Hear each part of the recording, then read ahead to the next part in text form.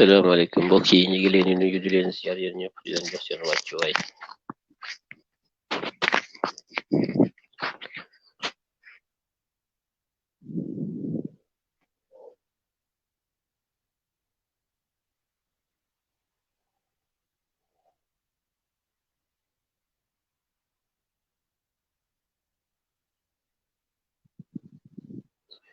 di leen ñaan ngeen yaatal ko ñu mën a tàmbali waxtaan bi.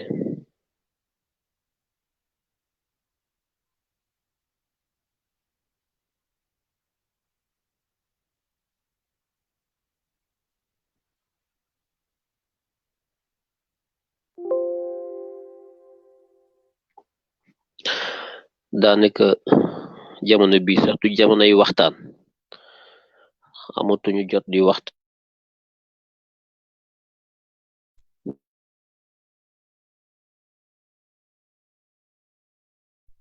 jamonoy xeex la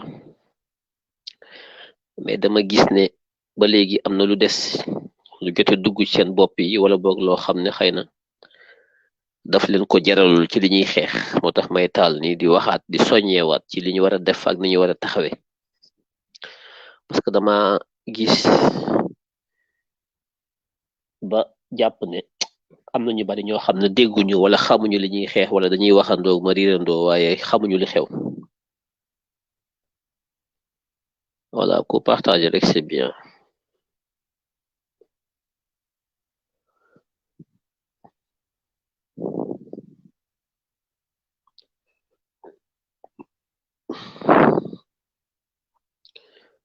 ñu yaatal ko mu gën a yaatu rapidement ñu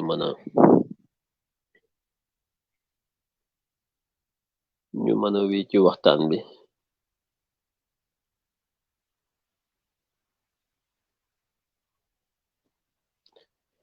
C'est important.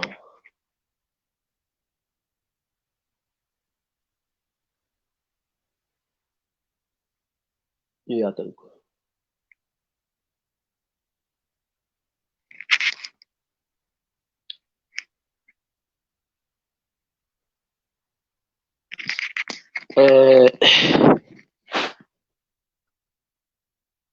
Voilà. li may wax léegi nii ci njalbeen ci commencement bi mooy Malick Seck bi nga xam ne rakk la ci Marème Faye Sall ñoo bokk ndey Umu Diallo mooy seen yaay moo jul Marème Mansour Ibba Daouda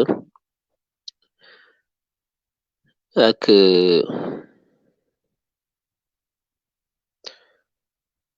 ñoom ñi sant Fay rek nga xam ne seen ndey dafa tàqaliko seen bàyyi ci wujj bu mu ko takkaloon mu bàyyi ko fa ñëw sëyaat ak Omer Seck bu tëngee ci xamu bu bari ñi Omer Seck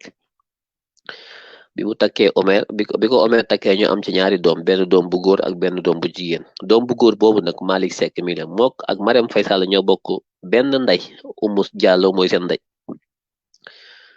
Malick Seck moomu milliardaire la multimilliardaire la ndax Marème Faye Sall moo koy utal alal moo ko jox ba mu doyal comme sërëm bi nekk États-Unis New York moom tamit multimilliardaire la ay loft yu cher lañ fa jënd ay millions d'euros ñoom ñoo téye réew mi lëmbiko loolu moo tax Marème di xeex Malick Seck moomu nag di Malick Seck mooy bras droit wu Marème Faye Sall lu Marème dugg moom moo koy dox xaalis yeeg mbuxum yeeg yëpp Amadou Sall mi ngeen déggoon mu nekk ci recruter ay nerveux yooyu Malick Seck moo nekk ci ginnaaw ndax mooy nijaayam ñoo bokk ndeyu Amadou Sall mooy mag ci Malick Seck kon jarbaat la ak nijaay ak mag Malick Seck boobu jamono bi may wax ak yéen ni mi ngi Canada mi ngi hôtel Sofitel bu Golden Mile bi nekk ci digg Montréal yéen ñëpp xam ngeen ko mais patriotes yi nekk Canada ñoom xeexuñu quoi duñu ay xeexkat c'est vrai dama am déception ci patriotes yi nekk Canada dañuy yuuxu ni di wax rek mais voilà quoi c'est pas la peine boobu ba léegi maa ngi ciy jéem a contacter ña fa nekk tout ça pour ñu dem séquestrer ko ci hôtel bi mu nekk démb la fa ñëw ba tey la fay jóge mais patriotes yi nekk Canada ay tappet lañu duñu ay xeexkat bu Ousmane Sonko di xaar ci ñoom mën nañ ko dagaleel xaalis nag mën nañu génn manifester mën nañ def lu ne mais duñu ay xeexkat jigéen ñi nekkoon Londres fekk Macky Sall ba ci hôtelem ñu gësam ko yuuxu fa wuuboo ko wax ko sàcc ba hôtel bi génne Macky Sall yóbbu ko ci beneen hôtel génne ko foofu jigéen ñooñu ñoo ëpp fit góor yi nekk Canada sénégalais yi naan ay patriote lañ duñu dara déception bu rëy laa am ci patriote yi nekk Canada xëy na aay nañu ci séddale xaalis dagale xaalis yónnee Ousmane Sonko aay nañu ci génn def ay manifestation ci wax nekk ci réseau yi di mbelli waaye aay ñu ci dem fekk koo xam ne mooy recruter ay nervi di Malick Seck ñëw Canada ñu am information bi mu jël fa suite junior la jël ci biir hôtel Golden Mile Sofitel fa la fanaan mi ngi fa actuellement nii mi ngi fa bu ngeen jógoon léegi dem fekk ko fa kidnappé ko téye ko ba hôtel bi génne ko àdduna bi yépp xam ne kii ay milice c'est un narcotrafiquant moom Malick Seck boobu mais defu leen ko yéen a ngi tëdd seen kër yi naan Sonko da ngeen di liquider Sonko da ngeen di jaay Ousmane Sonko mais xeexalu leen ko surtout ñu nekk Canada ndax kuy recruter ay nervi pour rey ay sénégalais yuy xeexal Ousmane Sonko pour ñu jàpp Ousmane Sonko mu ñëw Canada tëdd ci ab hôtel ngeen toog yéen patriotes yi ngeen ay patriotes ngeen nekk Canada toog koo ci woo muy layam di wax ni te koo ci wax mu naan Sonko du ngeen tous da ngeen di sacrifier Ousmane Sonko surtout ku nekk Canada di ma déglu jamono bi tëbal ci sa kaw lal boo amee oto nga taal ko ngeen dem ci hôtel Golden Mile jamono bi may wax ak yéen ni bu ngeen yéexee Malick Seck dina génn daw parce que ñi ngi déglu live ngeen dem ci hôtel Sofitel Golden Mile bi nekk ci digg Montréal Malick Seck maa nga ca biir hôtel ba fa la fanaan démb la fa ñëw tey lay ñibbi dina check out léegi bu ngeen yéexee ngeen jóg dem fa zëmbal ko téye ko kidnappé ko wax lu muy def ba Canadien ñëpp xam lan mooy liggéeyam c'est un multimilliardaire mais du ngeen ko def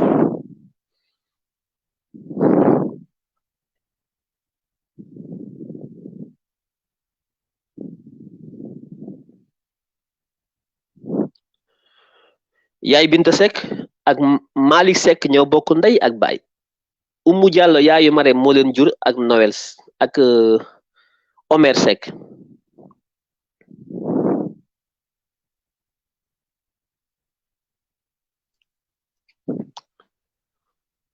Malick Seck ak yaay Binta Seck ñoo bokk ndey ak baay yaayu Marème moo leen jur ak seen baay ñoom Omer Seck yaayu Binta Seck bi ay loft yu jar ay 5 millions ay 2-3 milliards la yor New York yaay Binta Seck réew ba dof multimilliardaire la yaay Binta Seck bi am ay kër ay Miami am ay kër ay Californie yor ay multimilliardaire yaay Binta Seck bi te deful dara ndax lan Marème Faye Sall mi nga xam ne ñoom ñaar ñoo bokk ndey moo nekk ci nguur gi Malick Seck frère am mi ngi hôtel Golden Mile Sofitel ci digg Montréal jamono bi may wax ak yéen mi ngi nelaw bu ngeen demoon léegi yee ko génn ko fa ndegam dawul jóg leen amul appelé ngeen dem na kenn dem ba ci hôtel bi ngeen woote kenn ku nekk jëlul taxaw di xaar sénégalais yi da ngeen a bëgg ay protocole ki ay réunion ki ay yu kenn xamul nit da ngay gëm sa bopp am efficacité jóg taal sa hôtel wala nga dugg ci métro bi dem taxaw ci buntu hôtel bi en attendant ñeneen ñi fekk la fa bu mu génn ngeen taxaw ci ginnaaw ci kanam yépp taxaw xaar ko ci hôtel bi lay génnee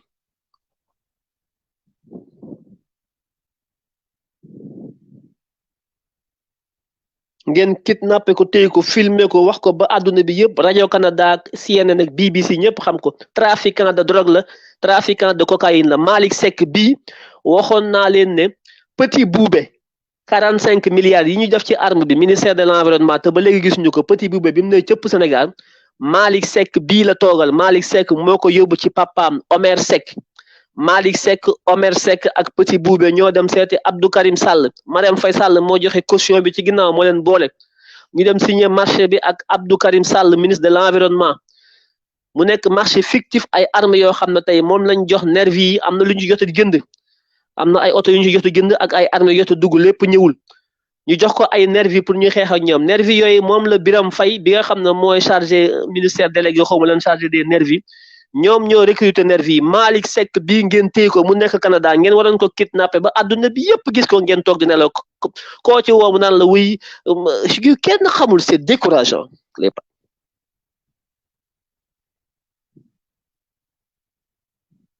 waruñoo amati jàmm ci benn hôtel amu ci fu ñuy dem ci àdduna bi fu ñuy am jàmm ñoom ñëpp kuñ ci xam fu mu nekk nañ leen fa fekk ils doivent plus quitter le pays mais da ngeen di nekk ci réseau yi di wax rek wax rek wax rek mais ay tapet ñoo ci ëpp voilà.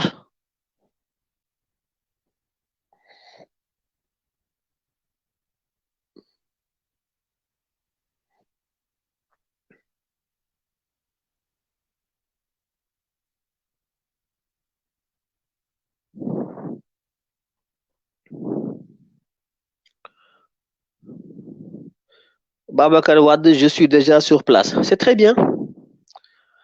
Ku nekk sur place demal ci réception hôtel bi nga demander à parler à monsieur Seck Malick ci réception bi dinañ la ko paas daañu la ko paas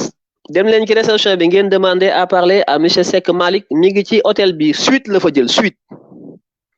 d'ailleurs il faut que mu wax sénégalais yi lan lay def foofu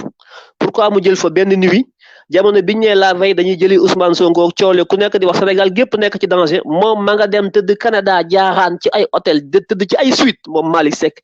ndax lan génn Sénégal daw ba mu recruter ay nervi ñu war a rey Ousmane Sonko ak patrouille ba noppi dafa génn Sénégal dem tëddi Canada ngeen nekk Canada bàyyi ko muy lambar lambari ma woote ba tàyyi wax ba tàyyi ñi may waxal dégg ngeen xam ngeen bu baax kenn faalewu ma jéemu leen ki dara.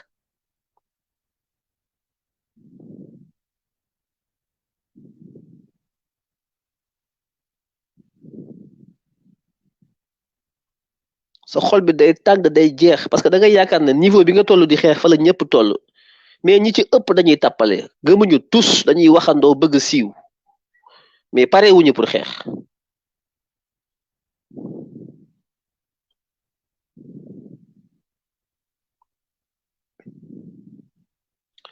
taxaw leen ci buntu hôtel bi yuuxu def bruit ne ki ñu hébergé ci hôtel bi c'est un narcotrafiquant d'armes il vend des armes à des narcotrafiquants petit boubé pour tuer les Sénégalais am ngeen vidéo yëpp am ngeen bal yi ñuy dóor ci biir Sénégal vous avez assez de preuves mais qu'est-ce que vous attendez Malick Seck est un narcotrafiquant de drogue d'armes et de tout il recrute des nervis et des mercenaires pour tuer des Sénégalais vous avez suffisamment d'éléments pour que la police canadienne sax téye ko jàpp ko oui vous avez on a assez d'éléments sur tout ça.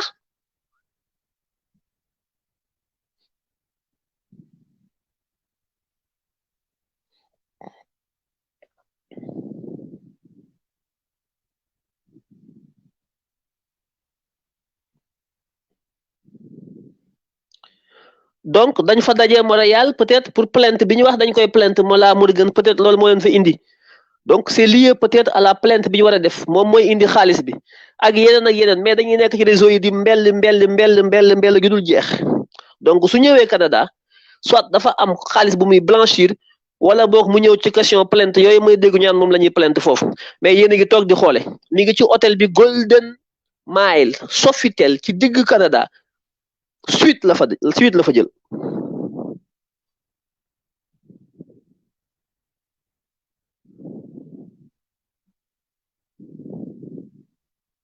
jigéen ñi ñoo ëpp fit ñoo dàq xeex gis nga Londres nañ def Macky Sall may ñu ko jàmm moo tax man famille laa gëm ji góor ñi dañuy wax rek yoruñu dara ci seen suuf gi dara coow rek wax di sànni.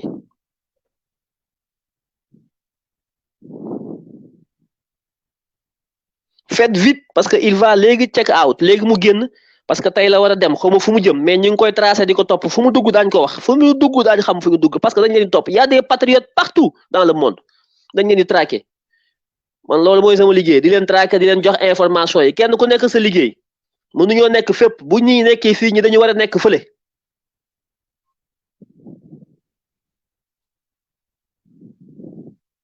nekk ci réseau yi di wax bi ci guddi gis naa waa jot na TV di def live ñu dugg fa kenn ku nekk di mbepp jéem naa woote ba tàyyi pour dugg pour jox leen information yi parce que ki doon diriger live bi jot na média mi ngi Canada le gars là je sais pas comment il s'appelle mais mënuma dugg ba 4 heures du matin maa ngi jéem a dugg pour xool naka laa leen di joxe information yi pour que ñu dem ci hôtel bi fëgg hôtel bi yëkkati ko moom Malick Seck mais jëluñu ma téléphone booba ñu ngi bàyyi gars yi dugg ku nekk naan Sonko kay moom lii waaw nee nañu lii gaa yaa ngi ca kanamu kii ba la nañ jóg xeex information bi patati patata bu ngeen kidnappé woon ndeyu Malick Seck léegi Ousmane Sonko am jàmm parce que Mariam Faye Sall Malick Seck mooy bakkanam parce que moo yor secret yëpp mais du ngeen ay nit.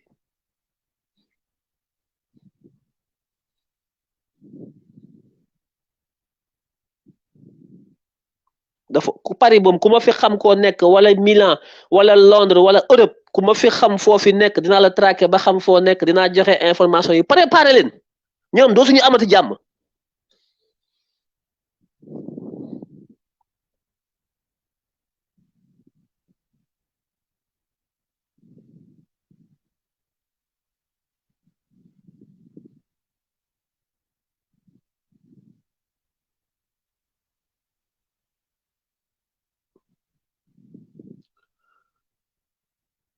kon loolu pare naa ci Malick Seck bras droit wu Marème Faye Sall secret Marème Faye Sall yépp Malick Seck moo koy dox mi ngi Canada hôtel Golden Mile Sofitel pare naa ci loolu.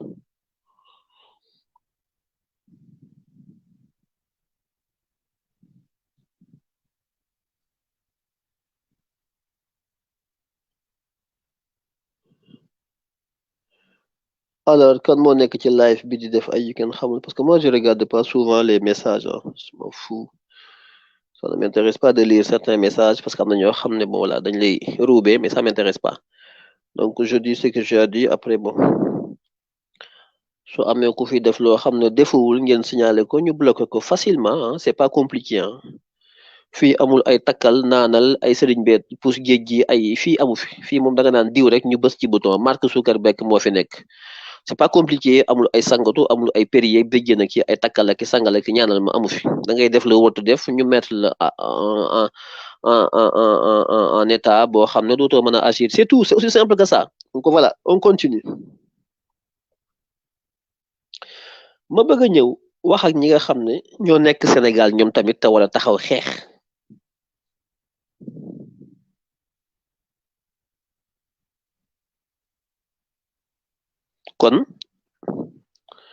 kon ñoom ñoo ngi déggoo kon ñoom xamante nañu plainte yañ fay wax ak ki ñu war a plainte ak moom mi dem ak ñoom ñëpp xam nañ kon li ñuy dox en tout cas sama ay radar repéré nañ ko hôtel Golden Mile Sofitel bu Montréal au Canada point c'est tout foofu laa yem bu ngeen mënee ngeen agir su ngeen su leen neexee ngeen toog seen kër yi na paage seen i jeeg te naan Sonko Sonko Sonko c'est très bien.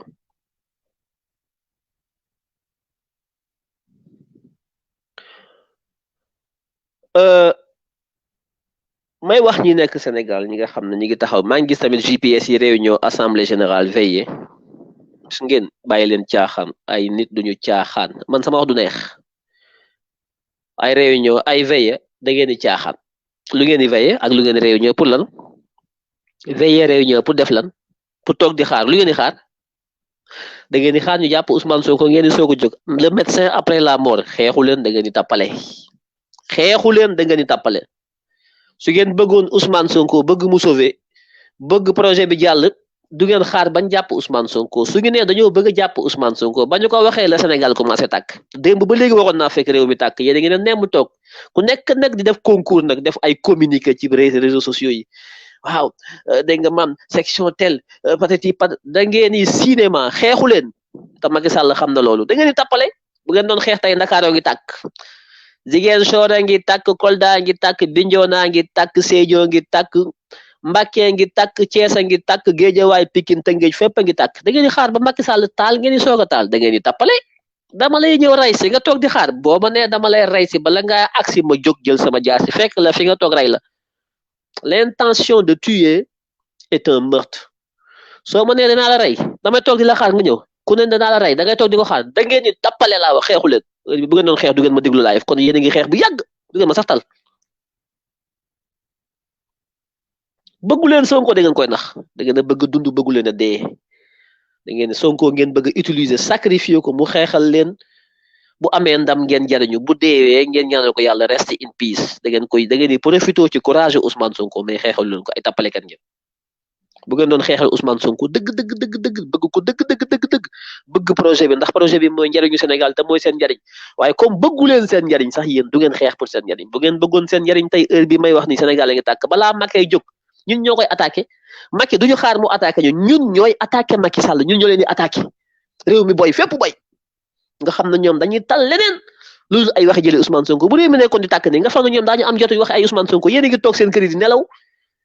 di leen bàyyi ñuy organiser wu ñoom di réunion di teg seen ay brouilleur di def seen ay renseignement di yóbbu seen ay armée ñu ngi déployé wu di teg seen i pion ñoom di placé ngeen toog di leen xaar waaye yéen xeexu leen waay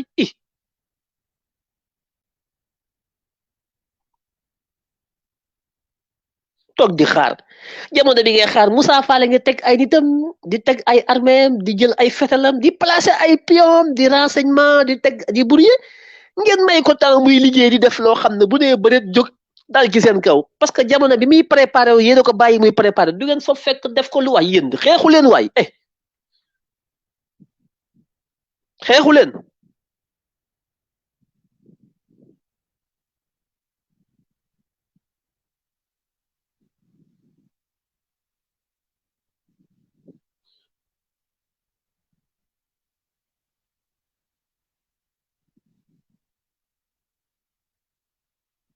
sonnu leen xeexu leen da ngeen di sóob rek gars yi dañuy wax sonko ngeen di sonko lu di àndandoo di riir mais jógu leen pour xeex kuy xeex da ngeen di bàyyi ba wax yéen dem leen ngeen xool Pakistan ñoom pakistanais yi doon xeex ñu jàpp seen premier ministre ex premier ministre opposant comme Ousmane Sonko tey ñu dañ ko téye dañoo xeex ba justice bee ko libéré bàyyi ko mu dem ñu naan charge yi ñu ko tiimaloon corruption yi yëpp nañ ko sànni ci àll ba parce que buñ ko defu réew mee tàkk parce que ñoom dañoo jóg di xeex génn ci mbedd mi di raag ak policiers yi yëpp sànni ay wax yow taal Pakistan bam ne booy ñu sànni lépp ca biti ne na fi yem bàyyi ko mu dem yoonam ñooñu ñooy xeex mais yéen xeexu leen ay sëriñ ngeen gëm xeexu leen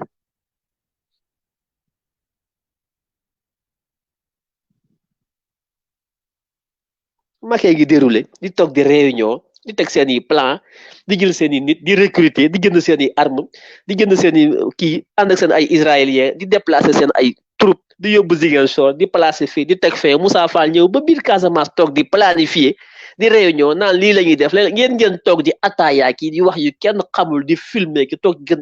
devant kër Ousmane Sonko lu ngeen fay def amu leen masque amu leen dara préparé wu leen dara dañuy jóg dugg fa jàpp Ousmane Sonko romb leen parce que préparé wu leen da ngeen di sóob mais ndok nañu ko def comme ça coow li jeex tak ku nekk xam nooy def parce que bëggu leen lu baax te amu leen fit c'est ça la vérité du neex ñaan ñi ngi ci hôtel yi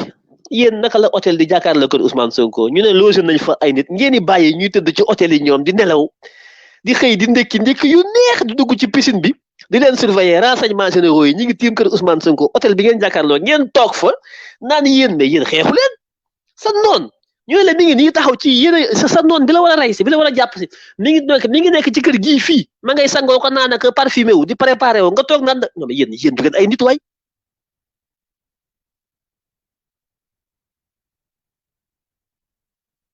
toog ci réseaux sociaux yi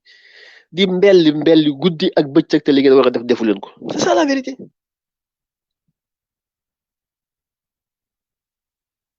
ña nga toog ca hôtel Nema Kajoor teg seen i plan di waxtaan di xaqataay ak ree di leen déglu ànd ak yahut yi israéliens yi ñu yor seen système d'écoute lu ngeen wax ci kër Ousmane Sonko ñu ngi koy dégg lu ngeen wax foofu en face ñu ngi leen di déglu parce que yéen leen may ñu ñëw ba ci seen taatu kër Ousmane Sonko ci hôtel bi toog fa di añ di reer di ndékki lu neex di tëdd taal seen i climatiseur dugg seen i piscine bu ñu paree nag ñoom gis nga ñoom bu ñu paree pour jóg dañuy jóg te bu ñu jógee ci seen kaw lañ jëm comme yéen a ngi toog di xaar di leen may temps ñoom ñu préparé wu pour jóg fekk leen foofu bu ñu leen fekkee foofu di ngeen xam ne lépp dëgg la parce que xeexu leen xamu leen nu ñuy xeexee kuy xeex doo riposte kuy xeex da ngay attaqué ki la sam noonu bu waree jëm si yow doo xaar ba mu jóg jëm si yow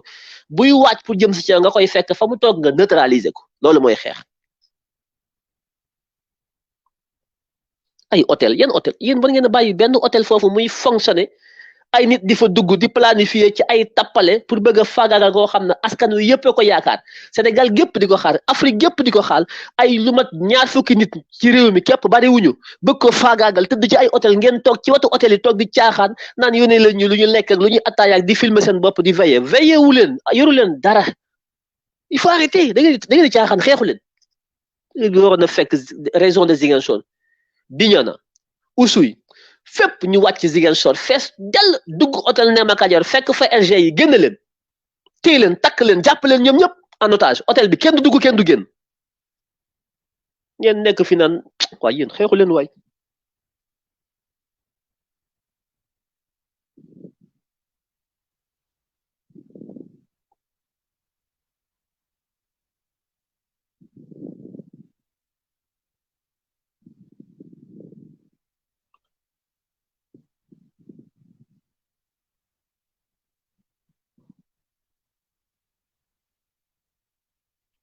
et puis lu ngeen di xeexe nit ki bala mu xeex day préparé wu ut seeni masque de protection parce que lacrymogène yi lañ leen disperser la gaz lacrymogène yi moom la ñu leen sànni parce que c'est toxique c'est nocif disperser leen ngeen fay nekk di sëqate kii du ngeen gisat seen bët yi di xasan du ngeen mën a xoolati dofuñu de ils sont venus avec des masques ñoom ñëpp Ousmane Sonko dafa war a am masque sécurité am ay masque anti lacrymogène parce que ñoom duñu utiliser arme ay gaz lacrymogène la ñuy utiliser yu bon a bon Ousmane Sonko toute son équipe doit avoir des masques kër Ousmane Sonko xool naa ko xawma ndax am na ay caméra kër gi biti bi yëpp dafa war a am ay caméra biir bi am ay caméra lépp am ay caméra ñu war ko waajal bien avant yéen ñi toog foofu waroon na fekk ngeen am ay seen ay masque takk ko yéen ñëpp taxaw di xaar ut seen ay arme parce que ñoom dañoo jël ay arme jox ko ay nervi yéen tamit ut leen ay arme ngeen taxaw di xaar arme contre arme parce que dañoo armé ay nervi pour que nervi yi bu coow li bare ñu dugg ci ful bi di dóor ñi ngi rey ngor ñi ngi rey fu ne di rey ut leen seen ay arme ngeen taxaw dugg leen ci àll bi ngeen ut ay arme taxaw ut ay masque ut ay cocktail molotov taxaw on est en guerre ngeen nekk fii naan yu kenn xamul bàyyi réseaux sociaux yi il faut ngeen préparer wu leen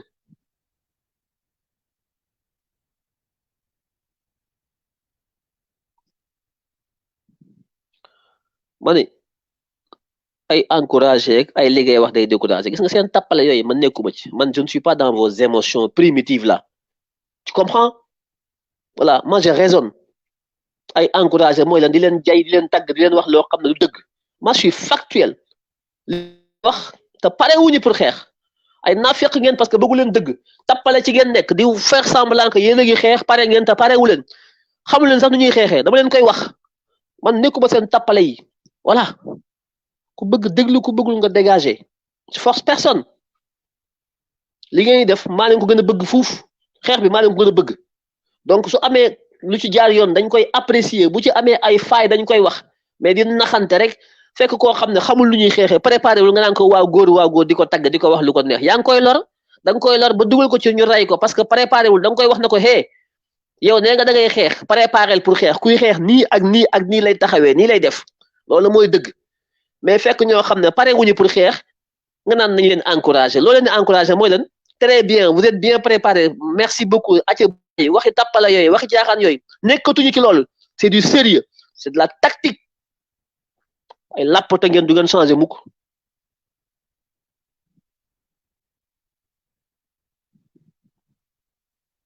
bon comme je t'emmerde tu as raison je t'emmerde tu nous emmerdes Akhenaton bon bravo ok ben qu'est-ce que tu fais là donc comme je t'emmerde je suis désolé de t'emmerder Bobo tu vas quitter donc comme ça tu seras plus emmerdé tu as le droit hein moi ça me dérange pas que tu dis Akhenaton tu nous emmerdes c'est ton droit le plus absolu on est en démocratie je dis ce que je pense tu dis ce que tu penses ok et comme je t'emmerde et que je suis chez moi je ne suis pas chez toi eh bien dans ce cas ben tu retournes chez toi ok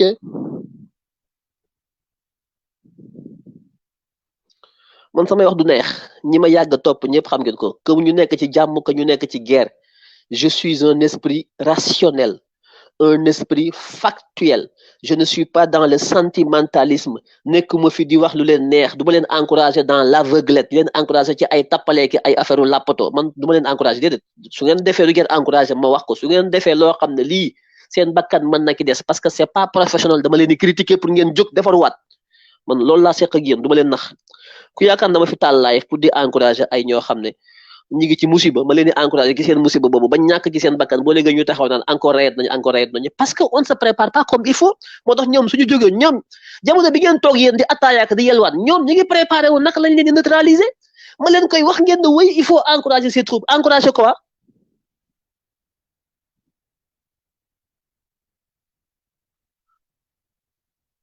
hein encourager quoi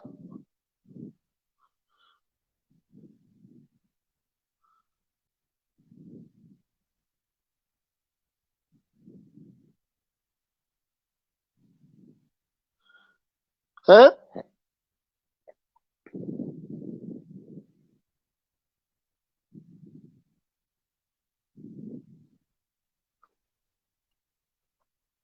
xeex dafa laaj stratégie laaj coordination laaj tactique laaj ciblage laaj préparation moytu infiltré yi vous avez beaucoup d'infiltrés actuellement ci troupe yooyu nekk ci en face que Ousmane Sonko boo yooyu taxaw ñaan ay patriotes lañ ci seen biir dañ leen a infiltré ñoo xam ay indicateurs yoo xam ne ñooy joxe renseignement yi gars yi nekk ci hôtel bi ñoom ñu ngi préparé wu état ngeen di xeexal ay wuyu yu nekk ci état ñu am seen ay renseignement ñun ñu war a préparé wu ma di ko wax ngeen ne wuy ci patati patata ñu koy wax ñëpp ak Macky Sall ànd li may wax ne ñu nekk ci réseau bi di wax ñëpp ay pro Macky Sall lañ ñoo nekk ci sama live bi di ko ruube tu parles trop la gis nga ni ñu infiltré ñi nekk devant kër Ousmane Sonko noonu la ñu infiltré live bi may def ni ñoom ci seen bopp ñu ngi ci live bi li may wax arrangé wu leen li may wax arrangé wu leen ñoom ci seen bopp ñi ngeen di gis ñëpp li may wax nii arrangé wu leen li may wax découragé wul kenn man damay li may wax c'est pour encourager mais sénégalais yi xamuñu dialectique mag ñi dañ daan def buñ la bëggee nga am jom dañ lay xas buñ bëggee nga am jom da lay xas mag ñi dañ daan def le contraire de ce qu'ils veulent buñ bëggee nga fas jom dañ lay xas yàq la lu neex pour nga fas jom mais loolu yéen xamu leen ko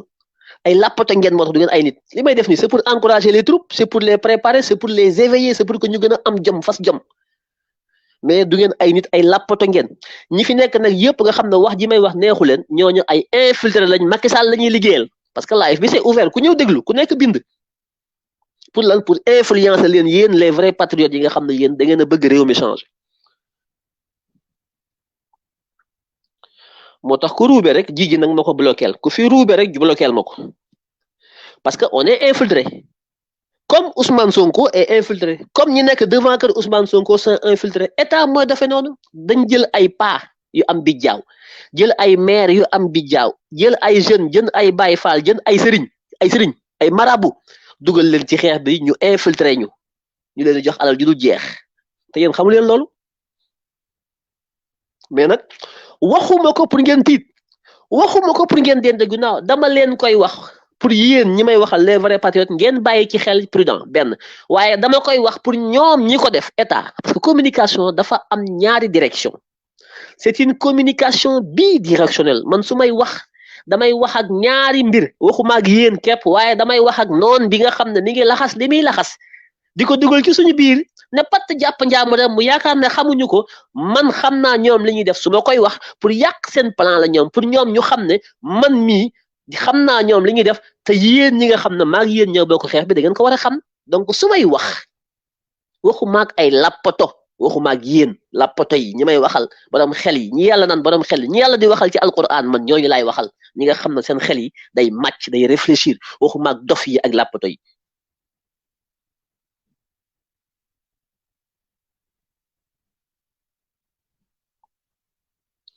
am na ñoo xam ne bu ñu mësaa bëgg ñu am jëm dañ leen di dóor am ñoo xam ne da nga leen di xas am na ñu bëgg ay dóor parce que c'est des sadomaso dañu bëgg ku leen di dóor c'est des sadomasochistes am na ñoo xam ne dañoo bëgg ñu leen di xas am na ñoo xam ne bëgguñu dóor bëgguñu xas dañoo bëgg ku leen yedd lu nekk am na mais noonu loolu suñu éducation la pour que nga am jëm taxaw ak defaruwaat lan lañ war a préparer actuellement nii li ñu war a njëkk a def mooy ut ay masque parce que li gën a sonal xeex bi mooy lacrymogène yi def ngeen ko defati ko 10 fois ñu doon leen ay lacrymogène 10 combats yëpp lacrymogène yi moo koy tas est-ce que jotul tey ñu am ay masque pour protéger wu gaz lacrymogène yi mooy arme bi ñu war a njëkk a am protection contre les gaz lacrymogènes mooy suñu premier noonu est-ce que pare nañ ci loolu est-ce que pare nañ ci loolu c'est une question est-ce que ñi wax dañuy xeex ñëpp am nañ seen ay masque loolu mooy laaj bi est-ce que yéen ñi naan pare oui est-ce que am ngeen masque bi nga xam ne arme bi Macky Sall njëkk a sànni mooy gaz lacrymogène est-ce que am ngeen ko yow bi may déglu est-ce que am nga ko amoo ko te nee nga da ngay xeex di dem di xeex te yoroo dara da ngay xaru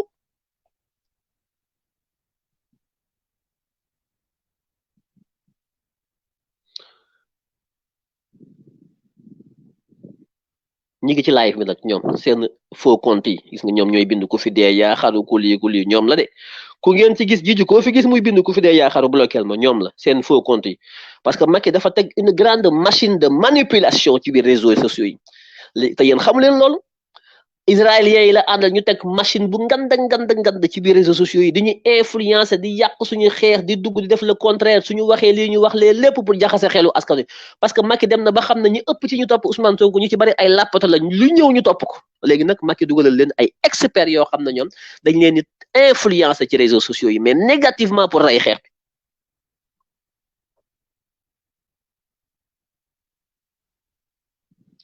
ku ngeen ci gis muy wax buy décourager xeex bi rek bloqué leen ko systématiquement ngeen signalé ko mu génn live ku ci bind rek loo xam ne day yàq xeex bi rek bloqué systématiquement blocage du dara bës ci bouton nga taxawee ne la dootoo commentaire c'est simple ndax ñoom la xam nañ leen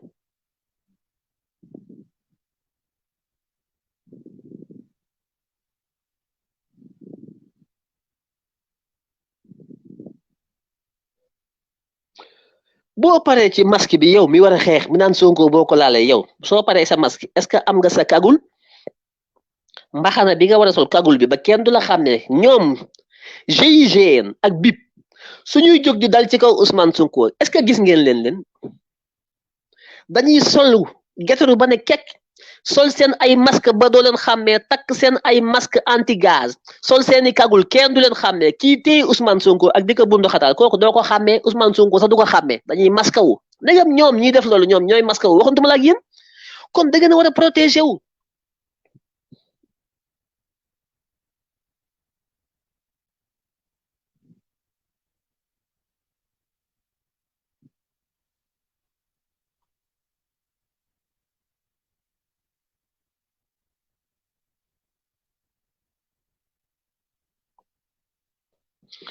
ut masque protéger wu contre gaz lacrymogène yi ut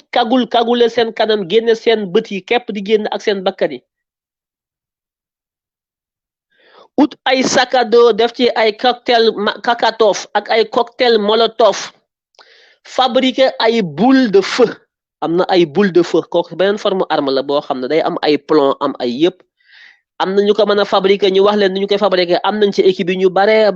ñu ko am ñu ko préparé ñi ngi ne pat yooyu yëpp dañ koy utiliser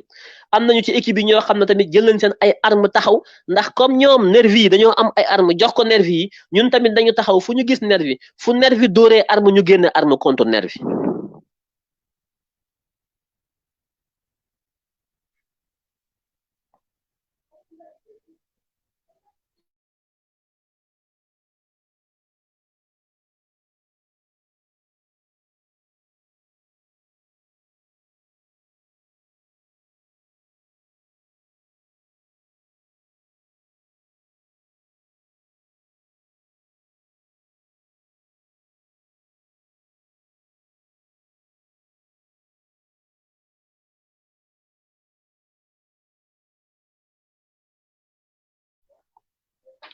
kon masque nga war a njëkk a wut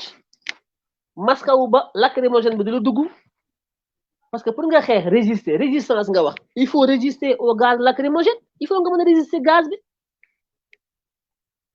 bu ñu génnee hôtel Néma Kajoor googu ñëw kër Ousmane Sonko sànni fa ay gaz lacrymogène nu ngay def moom la ñuy njëkk a dóor pour disperser leen pour mën a am accès ci Ousmane Sonko def nañ ko ko benn yoon ñaar yoon dañoo gazé ngeen écarté ñu écarté caméra yi écarté garde rapproché yi écarté leen yéen ñëpp ngeen taxawee fële benn Guy Marius Sagna fa taxawoon ñu ne ko ci yéex yóbbu waa loolee lu ngeen ci jàng tey am ngeen ci leçon da ngeen ci jàng leçon changer tactique changer programme xam ne ñii nii la ñuy réagir ñii seen jëmtukaay nii la ngeen préparé loolu ba bu loolu ñëwaatee du jàll xeet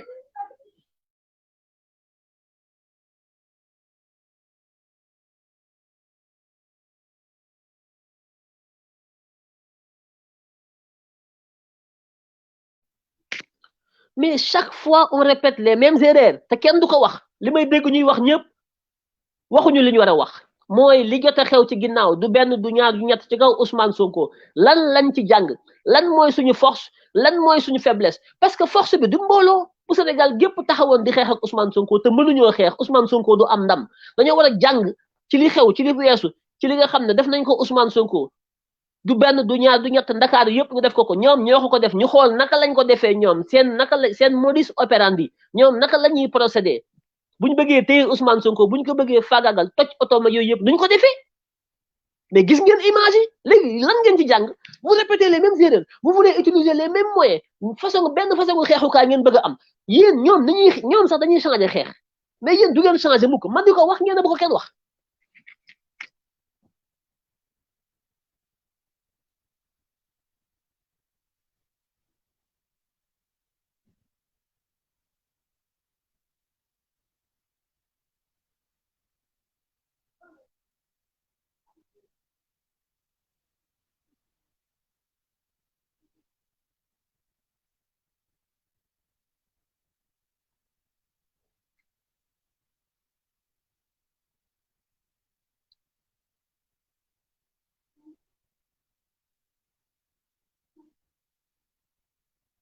il faut que ñu changer ay tactique lii nag yéen mbooloo mi laa koy wax waaye nag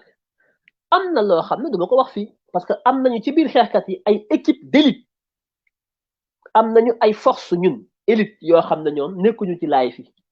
ay force yoo xam ne ànd ñoog yéen ñii yéen da ngeen di xeex yéen ay mbooloo mi yéen ñu toog sonko yéen sànnikatu xeer yeeg yooyu yéen a ëpp Sénégal waaye am nañu ay force élite yoo xam nañ ñoom combat ciblé la ñuy def ñoom xam nañ li ñu war a def ñoom nañuy xeexe duma ko wax fii jëmtukaay yi ñu am duma ko wax fii xeex bi du yéen kese de xeex bi du yéen kese mais nag dispositif bu am solo ci xeex bi ngeen yéen parce que yéenay ubbi front yi yéenay jaxase carte gi ndax yéen a ëpp yéenay mbooloo mi mais nag il faut ngeen protéger seen bopp ut ay masque ut ay cocktail molotov ut ay ba affaire yi jax foofu la force yi suñu force spéciale yi foofu la ñuy jóge dugg nag comme ñoom ne nañu ñun dañoo am ay force spéciale léegi dañuy ut force spéciale dañ ko ut léegi par force parce que nous sommes en guerre ndax ñoom ils ont des nervis ils ont des mercenaires recrutés à l'étranger ils ont les Israéliens ils ont des forces occultes donc nous sommes en droit d'avoir des forces spéciales de résistance contre l'injustice fu mu yem neex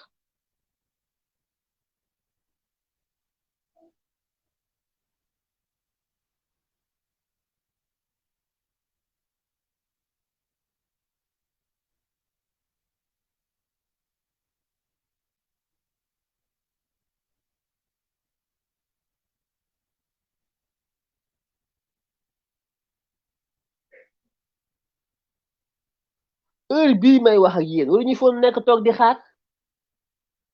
heure bii waroon na fekk ñoom Moussa Fall ñu ne ko dañoo soxla ay troupes fan Kédougou amuñu assez de troupes ndax ma ngay boy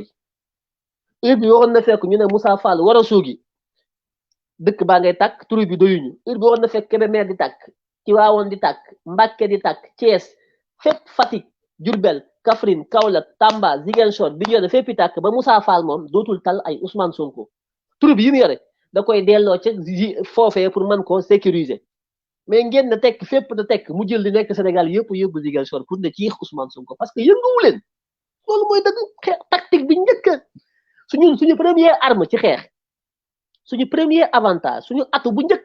mooy jógandoo ki Sénégal gépp taal Sénégal gépp tàkk simultanément en même temps loolu bu amee Macky Sall dootul tal Ousmane Sonko Moussa Fall dootul tal Ousmane Sonko leneen la ñuy tal lu dul ay waxi Ousmane Sonko te loolu man ngeen ko mais defu leen ko yéen a ngi toog di xaar ku nekk di xaar Ousmane Sonko mais heure bi may wax ak yéen bu Sénégal gépp nekkoon di boy Moussa Fall dana génn Ziguinchor googu su fekkee fa la nekk Macky Sall leneen lay tal parce que su boobaa palais boobu lay tal nu mu koy sécuriser Moussa Fall lay woo rapidement ne ko kaay bancariser ma ci palais bi wala nga exfiltrer ma génn ma réew mi ndax réew maa ngi tàkk mais réew moo xam ne mi ngi ne selew mel na ay armel ngeen toog naan da ngeen mais xeexu leen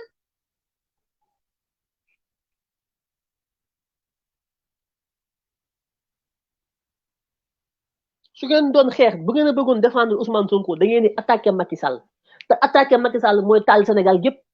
fépp yu tàkk fépp simultanément kenn du dugg kenn du génn économie bi taxaw aéroport yi avion du wàcc fépp ay lacrymogène bum bum bum bum bum lépp taxaw ah su boobaa leneen lañ Macky Sall yi tal ak Moussa Fall lu dul waxi Ousmane Sonko ba ko waa Ngor defee barki démb Macky dafa jaaxle parce que loolu la xam mais defu leen ko yéen a ngi toog di xaar defu leen naan di tëdd toog di WhatsApp Snapchat toog di xaar lu ngeen di xaar Ousmane Sonko ngeen di xaar ñu tër ko ren di ngeen di soog a jóg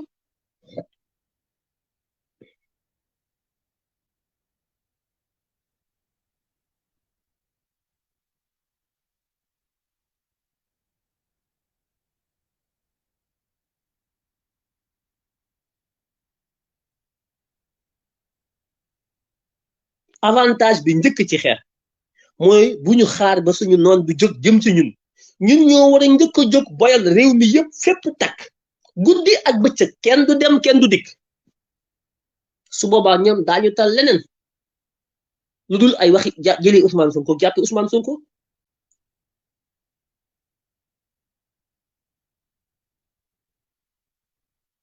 tëdd ci ay hôtel mais hôtel yëpp heure bi waroon na fekk hôtel yëpp di boy hôtel yëpp di boy hôtel yëpp waroon naa fekk heure bi ñuy tàkk sur la petite côte ak Dakar ak Ziguinchor ak Cap Skirring hôtel yëpp a war a boy kenn du fa tëdd ngeen nekk fi naan da ngeen toog di xaar lu ngeen di xaar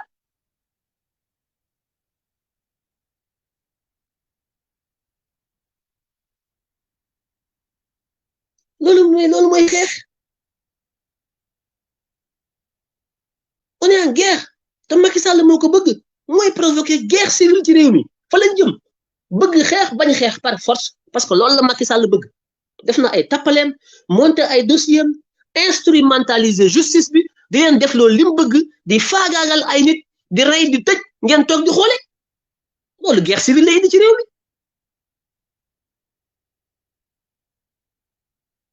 xeex dañ koy anticiper combat kenn du ko subir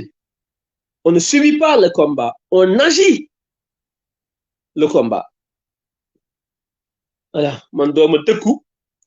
ne ma bu ma la jàppee dama lay rey maa ngi lay waajal ci sa kaw laa jëm nga wax ma ko ma xam ko ma toog di xaar ba nga ne xës ci sama kaw may soog a jóg mais loolu il faut nga nekk làppatu dëgg pour nga def lu mel noonu Ousmane Sonko yoonam nekkul ci yéen waxi Ousmane Sonko war leen ko wax Ousmane ma nga fa mu nekk la muy def ma ngi koy def li muy def xam na ko yéen ñi may déglu laa wax seen yoon nekkul ci Ousmane Sonko yéen xeex bi xeexalu leen Sonko de yéen seen bopp ngeen di xeexal réew mi ngeen di xeexal Sénégal Ousmane Sonko mi ngi xeex ni mu man mais yéen lu ngeen di xeex mais da ngeen a bëgg a jël seen responsabilité ci xeex bi war a jaamaarloog Macky Sall au lieu ngeen def ko ngeen bëgg ko lal ci kaw Ousmane Sonko ku nekk di mbubboo Sonko génn leen Ousmane Sonko ci xeex bi ndax xeexalu leen ko Sénégal ngeen di xeexal kon jóg leen taxaw kenn ku ki nekk fi mu nekk la mu war a def na ko def fexe ba réew mi dara du dox dara du dem dara du dikk lépp taxaw ñu dajj lépp taal lépp yàq lépp bu Sénégal gépp waree nekk dóom na nekk dóom pour que projet bi jàll projet bi du Ousmane Sonko projet la idée la xalaat la du nit defu leen dara foofu ngeen toog di wax heure bi waroon na fekk caserne yeeg hôtel yeeg fi gars yi loge yëpp ngeen jaxase ko ba kenn doot fa mën a dugg yàq lépp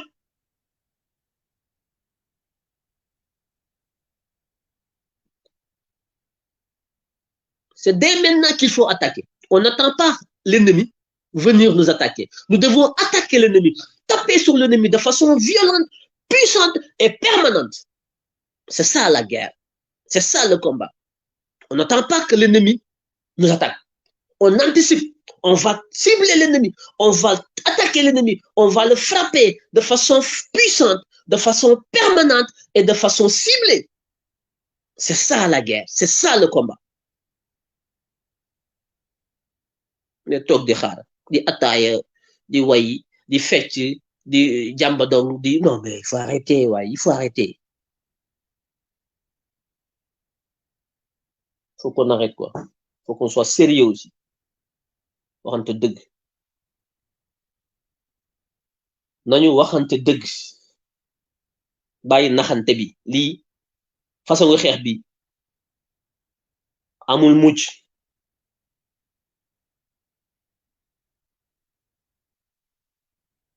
on est en guerre. On est en guerre. su ñu nekkee en guerre nag heure bii jamono bi parce que tekkaaral bi ngeen tekkaaral ni dafay may Moussa Fall ak Macky Sall ñu jëli ay gendarme fépp def seen ay organisation wàññi seen troupe yi ci yeneen zone yi indi ko Ziguinchor parce que pour ñoom gendarme yi nekk Tamba yi nekk Kédougou yi nekk Kolda yi nekk Sédhiou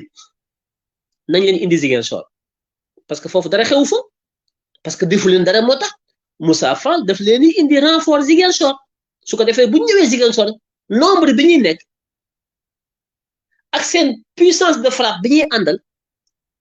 nombre bi ñuy am bu ñu duggee Ziguinchor fu ñu mën a fekk Ousmane Sonko dinañ ko yëkkati yóbbu parce que dañuy bari dañuy préparé wu dañuy jóge Kolda jóge fu ne ñëw en renfort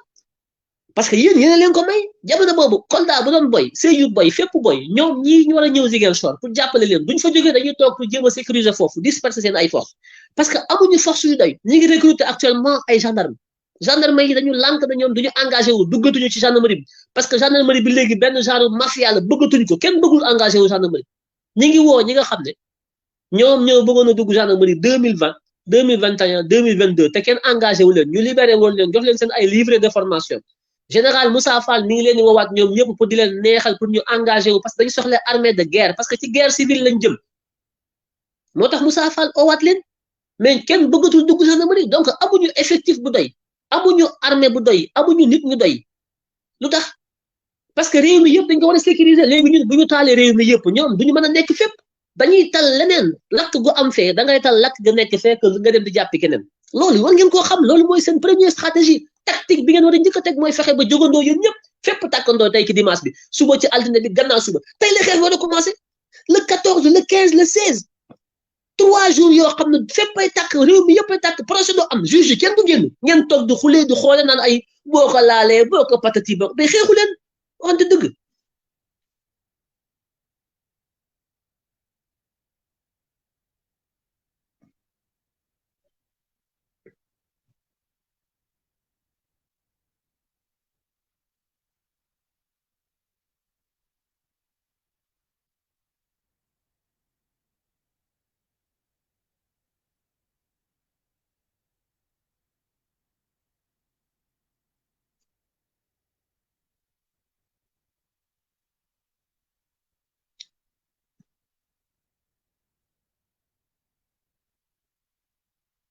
su ngeen jógandoo yéen ñëpp Sénégal yëpp kenn xajul ci yéen amul benn armée ci àdduna armée États-Unis xajul ci américains yi bu ñu jógoon armée bi mënu gi dara français yi bu ñu jógoon armée France mënu gi dara pakistanais yi ba ñu jógee Pakistan armée Pakistan dafa am bombe nucléaire c'est une puissance nucléaire le Pakistan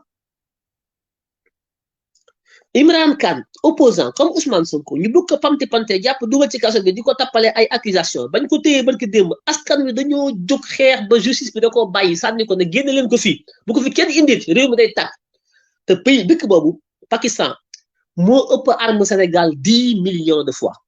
la fa nekk ci ay militaire amul maanaam Pakistan mën naa may Sénégal junni yoon militaire mën naa may Sénégal junni yoon ay arme ña fa nekk ñoo leen ëpp entraînement dàq leen a xeex fuuf le régime militaire Pakistan régime ba ña nekk ca bopp ba ay militaire lañu duñu sax ay civil kon Pakistan moo gën a armé wu Sénégal fukki junni yoon mais ba ñu téye benn opposant ba ko armée bi téye askan wee génn ci mbedd mi wala bañ ko bëggee téye na kii kenn du ko laal suñu yaakaar la xeex ak ñoom ba armée bi bàyyi te armée boobu arme nucléaire la yore puissance nucléaire la le Pakistan yéen amuleen lu dul gerte caafe ki ay wogg ak ay sump Macky Sall di leen xoqatal ngeen toog di xoole naan dañuy xaar ba mu laal ko ba boo ko laalee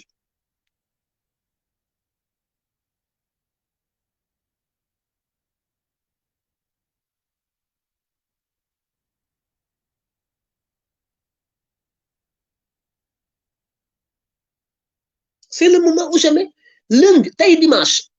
suba lundi gannaaw suba mardi gannaaw waate suba mercredi Sénégal kenn warut a xëy kenn warut a xëy liggéey blackout total immobilisation de tout paralysie de l'économie terreur partout feu flamme frappe partout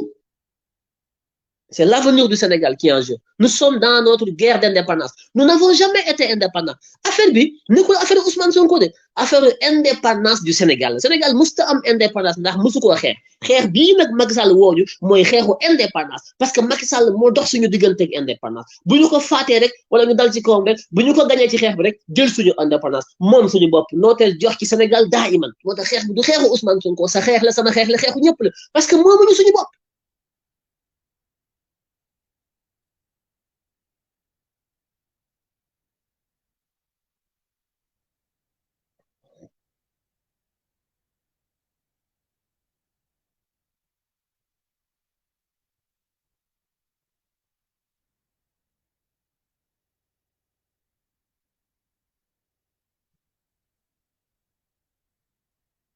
li ñuy xeex ku naan Ousmane Sonko xamoo li ñuy xeex bi du Ousmane Sonko xeex bi Sénégal la ak libérer Sénégal ak moom suñu bopp am suñu indépendance ak suñu souveraineté comme ni ko Algérie yi xeexee comme ni ko ñu baree xeexee ñun mësuñoo xeex suñu baay yeeg suñu maam yeeg suñu mag ñu baax ñi ngeen di wax mësuñoo xeex pour am indépendance c'est ça la vérité xeexuñu pour am ko léegi ñun nag ñoo ko war a xeex te bi yoon ki ñu koy xeexal mooy Macky Sall gi nga xam ne moo fi nekkal tubaab bi toog ci bopp réew mi ànd ak ay israélien ay yahud pour noot askan wi ak rey di utiliser ay méthodes yoo xam ne moo am Gaza moo am Palestine méthodes yooyu dañuy utiliser Sénégal léegi dañuy dugg ci kër yi di rey di taal di sànni ay bul yoo xam ne day takk di taal kër yi di taal restaurant yi loolu moo am Gaza la xew Gaza la ñuy indi Sénégal moom la Macky Sall di appliquer Sénégal Macky Sall xeex ba ñuy rey di rey palestiniens yi israéliens yi di leen rey façon boobu la indi Sénégal léegi ngeen toog di xoole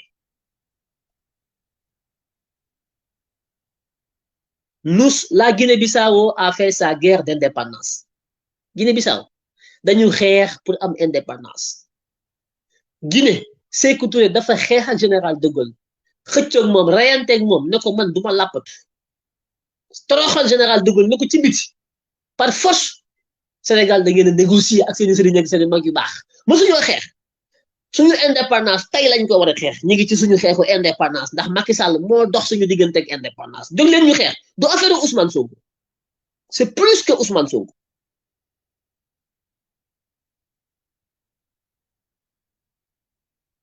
lii dafa dépassé mbirum Ousmane Sonko mbirum Sénégal gépp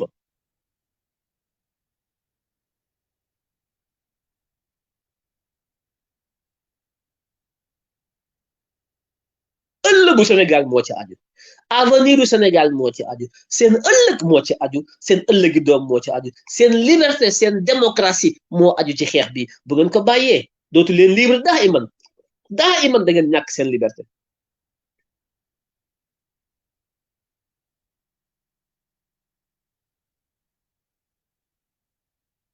jël nañu nag ay seen matuwaay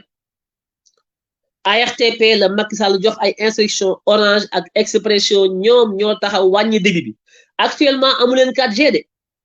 2G bi lañ leen jox ak 3G bi moo tax seen débit yi wàññeeku ñoom ñoo ko def dañ leen basculer du 4G vers le 2 et le 3G en fonction des zones de tension complicité Orange ak Expression ARTP moo leen teg pression parce que cahier des charges bi moom moo ko téye Macky Sall moo joxe instruction bi léegi dañuy utiliser les opérateurs téléphoniques les fournisseurs d'accès à internet état bi daf leen di utiliser ci xeex bi muy xeex muy le combat politique contre Ousmane Sonko dañu jox ay instruction Abdou Karim Sall bi nga xam ne moo nekkoon ministre ci 45 milliards 300 yi armes ak petit bouba yi ministère de l'environnement Macky Sall delloo na ko ARTP dajeex na fi ak waa Orange bu yàggul ak ñoom ñëpp tax wax ak ñoom léegi dañ leen di basculer de 4G dañ leen di yóbbu ci 2G ak 3G pour wàññi débit internet bi communication bi wàññeeku information yi du jàll yooyu yëpp israéliens yi ñoo ko digal Macky Sall pour que dégg nga maam information yi du jàll sensibilisation du jàll parce que média classique yi télévision yi rajo yi Macky téye na ko teg ci loxoom jox ko Babacar Diagne ku yëngu mu dóor ndigg tëj wala mu dajji télé bi sànni jàll ba débranché Babacar Diagne CNRA beneen bi mu jox ko Abdou Karim Sall ak Babacar Diagne ñoo liggéey Babacar Diagne moo téye presse beeg journaux yi yëpp moo ko téye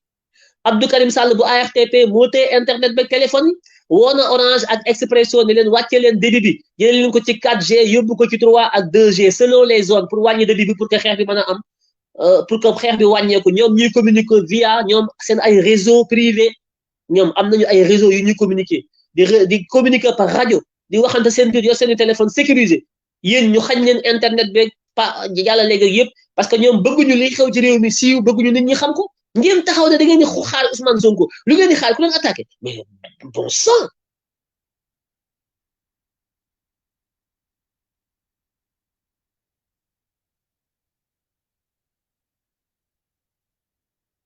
dañuy couper Orange bu ñu basculer dañuy jógee 4G indi ko 3G xool ba xam bu ñu gisee ne ñi ngi jàll ñu yóbbu ko 2G su ñu gisee ne mi ngi kii ñu couper ko moment bi ñu def seen opération yi dañuy couper lépp ils vont tout couper c'est déjà Macky Sall moo ko wax ala kenn moo ko wax Abdou Karim Sall ARTP waru fee nekk di exister heure bi waroon na fekk ARTP boy tàkk Orange waru fa nekk taxaw di couper que di brancher que di débrancher parce que amu leen fulla Pakistan bu doon ay Pakistan ki ay Guinée Orange wàcc na bu yàgg parce que ci yéen la lu ñëw ngeen supporter c'est pas possible quand même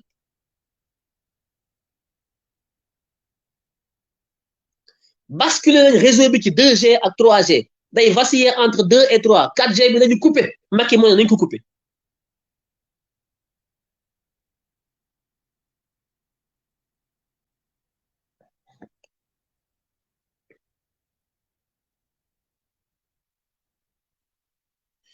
mais c'est facile dañu wàcce réseau bi c'est normal parce que xeexu leen wax nañu wax ba sonn ngeen taxaw di xooles bisimilah kon ni leen ci loolu c'est bien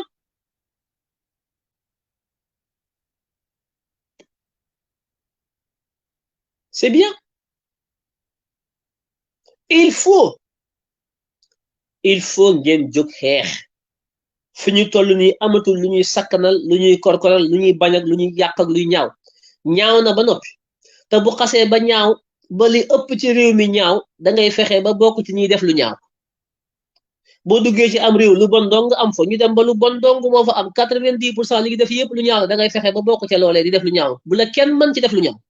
fexeel ba def lu ñaaw ko ñoom rek comme dañuy reyante yàq réew mi bu la kenn dàq yàq bu la kenn dàq yàq almaktub moo ko waxoon boo duggee ci am réew nit ñay yàq nga gis ñëpp yàq boo yàqul yaa sikk fexeel ba bokk ci ñuy yàq te na nga góorgóorlu ba bokk ci ñu dàq yàq almaktub moo ko waxoon wax na dëgg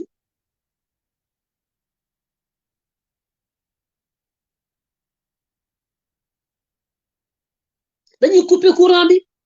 wàññi réseau yi fépp la ñuy def ay bandi lañu ay wëyu lañu du état de affaire gangster la affaire bandi ay Moussa Fallé ki Antoine Diome ki ñoom seen survie lañu teg ci lii bëgguñu Ousmane Sonko jàll parce que xam nañ li leen fekk ci loolu après xam nañ li ñu def bu baax a baax a baax a baax seen bakkan lañ ci teg lépp lañu daj xamuñu état militaires yi waroon dem retraite armée police gendarmerie ñi waroon dem retraite Macky Sall jël na décret ne kenn du demati retraite daf leen a soxla ñi waroon dem retraite nee na kenn du dem da leen di teewaat at parce que amul mbooloo mu doy ci biir armée bi pour jóg jaamaar la population bi bu xamee loolu du jóg taxaw xeex ak kii ma ngay uti ay nit yu muy jël pour ñu xeex ak askan wi ma ngay jënd ay sox ñi waroon a dem retraite ci biir armée bi nee na leen du ngeen dem da ngeen di toog parce que dafa bëgg xeex ak Sénégalais yi pour forcer toogaat ci réew mi fii ak at ñi soog a dem ñi muy dàq mu dàq leen yéen ñi muy utiliser yéen ñi mu téye ci biir armée bi yéen ñi mu téye ci biir gendarmerie bi yéen ñi muy utiliser su paree ba def li muy def ba noppi ba réussir ko ci yéen lay njëkk a jublu yéen ñi mu ko doon defloo liquider leen benn par benn du fi bàyyi benn trace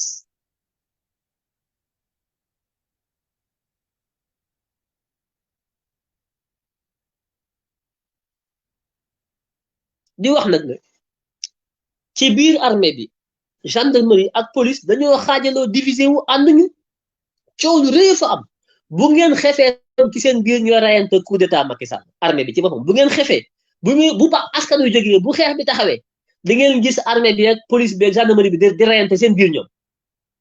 jubootuñu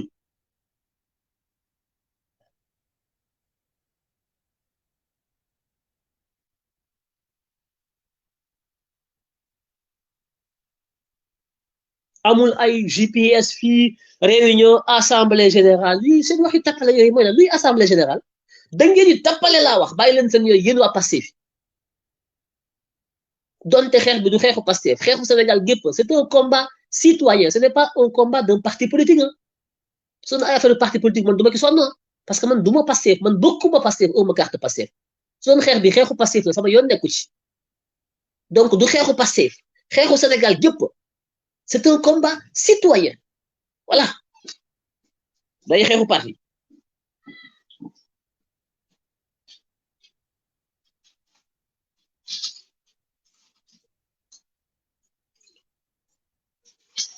armée du dugg mukk ci xeex bi tant que sénégalais yi jóguñu xeex waaw tant que sénégalais yi jóguñu xeex armée bi du gi dugg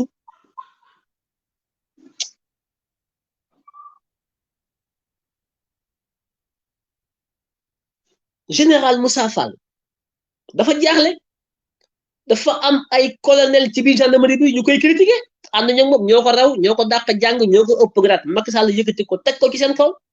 moom Moussa Fall mu taxaw waat Macky Sall ak Marème ne leen naa leen indi Ousmane Sonko dinaa leen indi Ousmane Sonko takk ko ba mu ne code teg ko seen kanam moo xam muy dund moo xam muy dee maa ko digaale ak yéen Marème ak Macky maa leen jox sama bakkan man Moussa Fall général maa leen dig na Ousmane Sonko dinaa ko jëli indi ko moo xam muy dund moo xam muy dee dinaa ko takk bam ne kodd teg ko seen kanam Moussa Fall moo wax li Macky Sall ak madame Faye Sall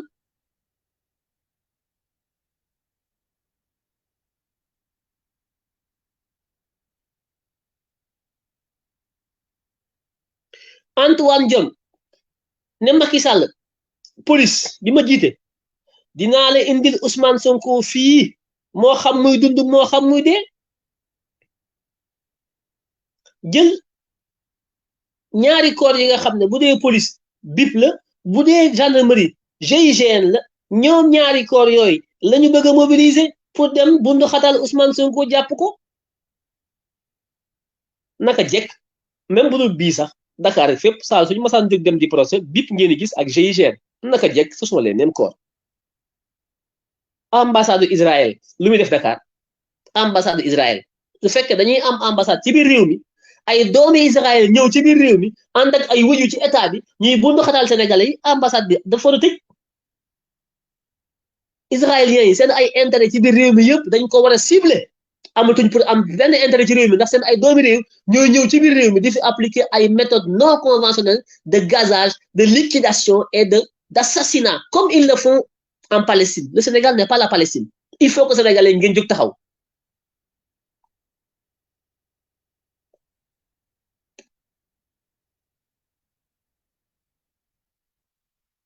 Mbay Thiandoum ku ñuy wax Mbay Thiandoum élément wu BIP kooku la Antoine Diome jox opération bi pour mu taxaw xeex le chef d'état-major général des armées bi ñu remplacé bu bees Mbay Cissé nga xam ne moo remplacé le général Cheikh Wade ndax Cheikh Wade am na loo xam ne du dugg c'est un homme d'honneur un homme du sérail un homme de sacerdoce un vrai militaire dafa lànk bañ a dugg ci yenn Macky Sall dàqu le 5 avril le lendemain du 4 avril défilé mu dàqu jël Mbay Cissé bi jox ko def ko semga chef d'état-major général des armées parce que Mbay Cissé moom day nangu moom nee na troupe mi nañu préparé wu pour ànd ak Moussa Fall ak ki nga xam ne mooy Mbay Thiandoum bu BIP pour que ñu dal ci kaw Ousmane Sonko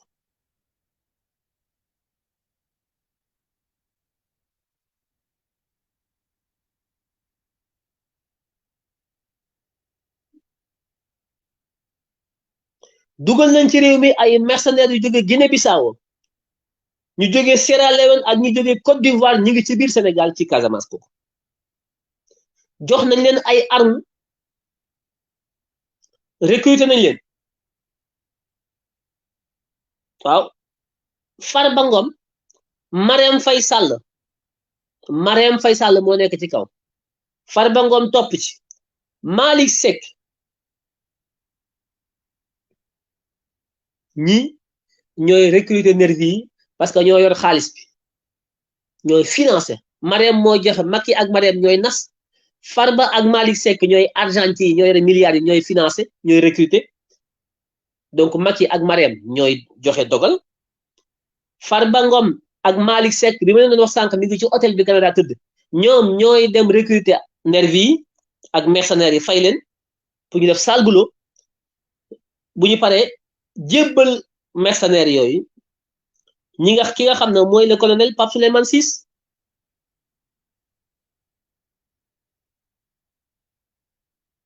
colonel Pape Souleymane Ciss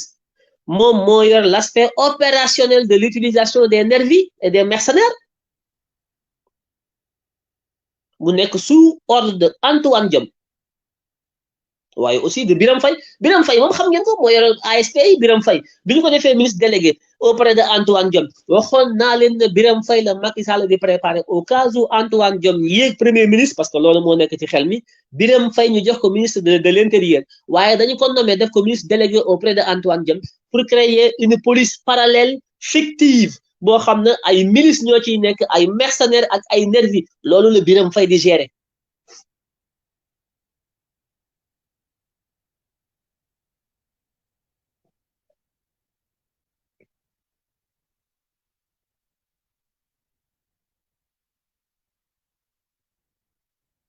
yàgg naa wax Pastef ne leen il faut ngeen doté wu d'équipement anti-brouillard depuis meeting yeeg nemmeeku Touré ci ñi may déglu waxoon naa leen ko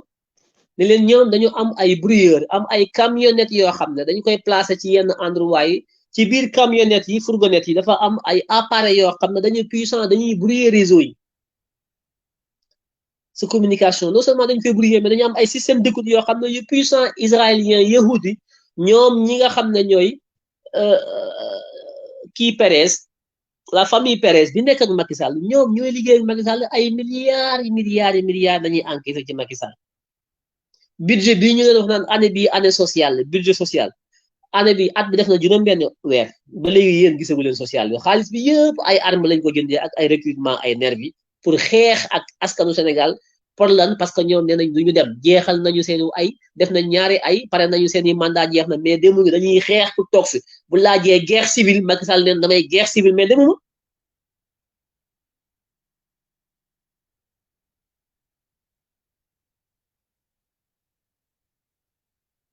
loolu mooy dëgg lu tax duñu recruter mercenaires comme ñoom c'est une bonne question yow mi ko c'est la question que tu as posée est bonne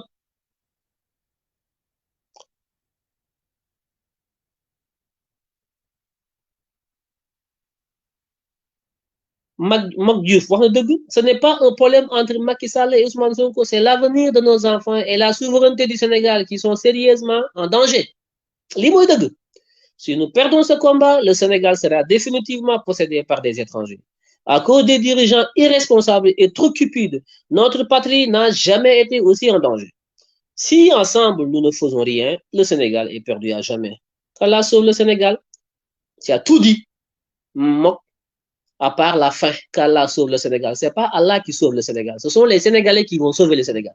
Tant qu'à la fin de tout ce que nous dénonçons, nous pensons que c'est Dieu qui va nous délivrer, c'est que nous n'avons rien compris. Dieu ne fera rien à notre place. Allah est loin de ce qui se passe. Ce n'est pas Dieu qui va libérer le Sénégal. Ce sont les Sénégalais. Vous, le constat est bien.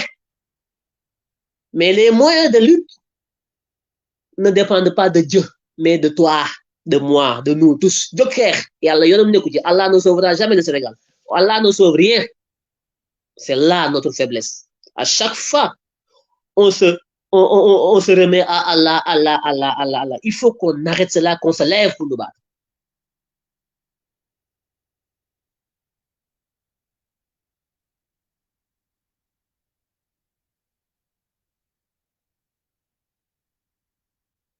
Mais, li ma fi wax yépp nag waxuma ko parce que dama découragé de tey la te yéen war ngeen maa xam man duma découragé jamais il y a des moments où je suis en faiblesse parce que damay am ay déception tout ça mais vous me voyez je reviens je ne suis pas quelqu'un qui se décourage je ne me décourage pas tey laa gën a am fulla tey laa gën a am fayda tey laa gën a gëm xeex bi tey laa gën a takku tey laa gën a motivé tey laa gën a gëm ne dañuy gagné xeex bi bu leen non c'est pas parce que maa ngi critiquer ngeen foog nga dama découragé déedéet yéen ñëpp su ngeen bàyyi woon man mii di wax ak yéen du ma bàyyiwuma man damay xeex man même kese damay xeex delluwuma ginnaaw bàyyiwuma dara tey laa gën a motivé mu leer seen bopp yi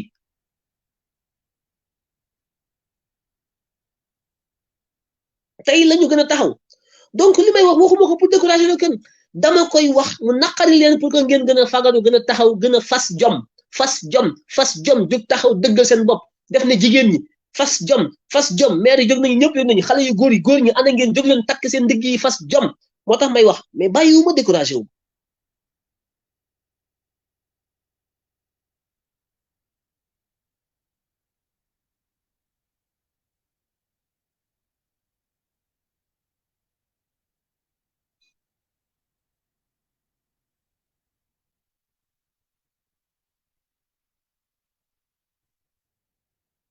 lii lépp nag c'est un complot système bi ci boppam mooy complot teg ko Ousmane Sonko c'est le système Macky Sall ak Marème ñoo ci gën a tuuti le système il est politique il est mafieux il est maraboutique man maa leen ko wax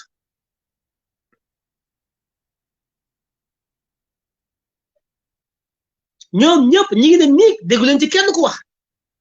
parce que ñoom ñoo ànd parce que Ousmane Sonko ak projet bi ak Sénégalais yi mébét gi ak ndaw ñi xalaat biñ ndaw ñi am ci réew mi dafay dakkal noos gi mag ñi nekk ci bopp réew mi di ko noos def na ay téeméeri at ñu toog ci ko bopp réew mi di ko noos xañ ko ndaw ñi ak askan wi yeewu gi ndaw ñi yeewu fulle bi ñu am ak taxawaay bu bees bi ndaw ñi am pour foqati réew mi ci loxo mag ñi nappaajo téye ko man koo jariñoo moo leen tiital loolu mooy système bi ay màggatu xubidaas ñoo ci nekk ñi nekk ci politique bi ñi nekk ci maraboutage bi ñi nekk ci entreprise yi ñi nekk fii ñëpp ñoo ànd mànkoo ne Ousmane Sonko mi def na ci boppi gone yi loo xam ne bis bu tegoo ci bopp réew mi daañu ñàkk lu ñu am te li ñu am ñoom dañ koo sàcc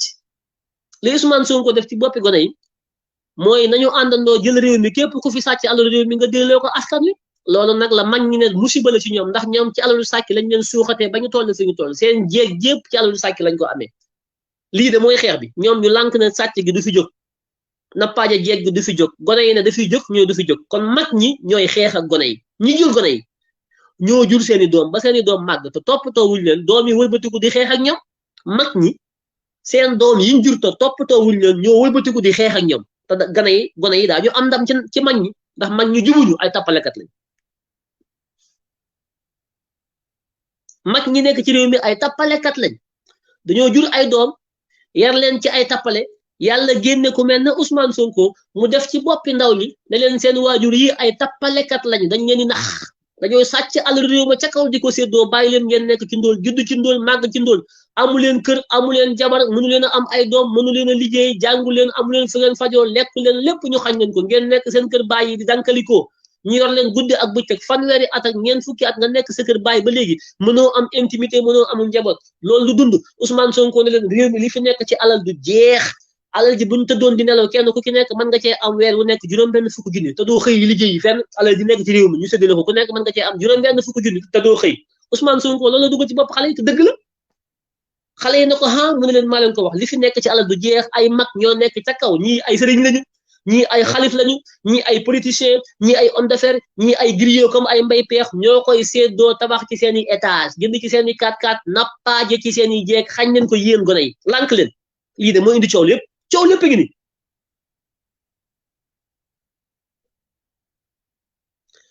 lii kese mooy coow li amul leneen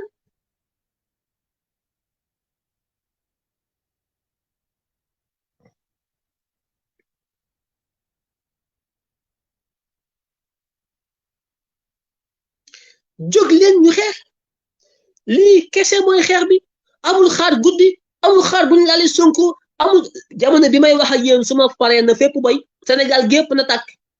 essencerie yeeg Auchan yeeg Orange yeeg autoroute yeeg port beeg aéroport beeg na lépp tàkk tout Sénégal gépp jógandoo seule la lutte libère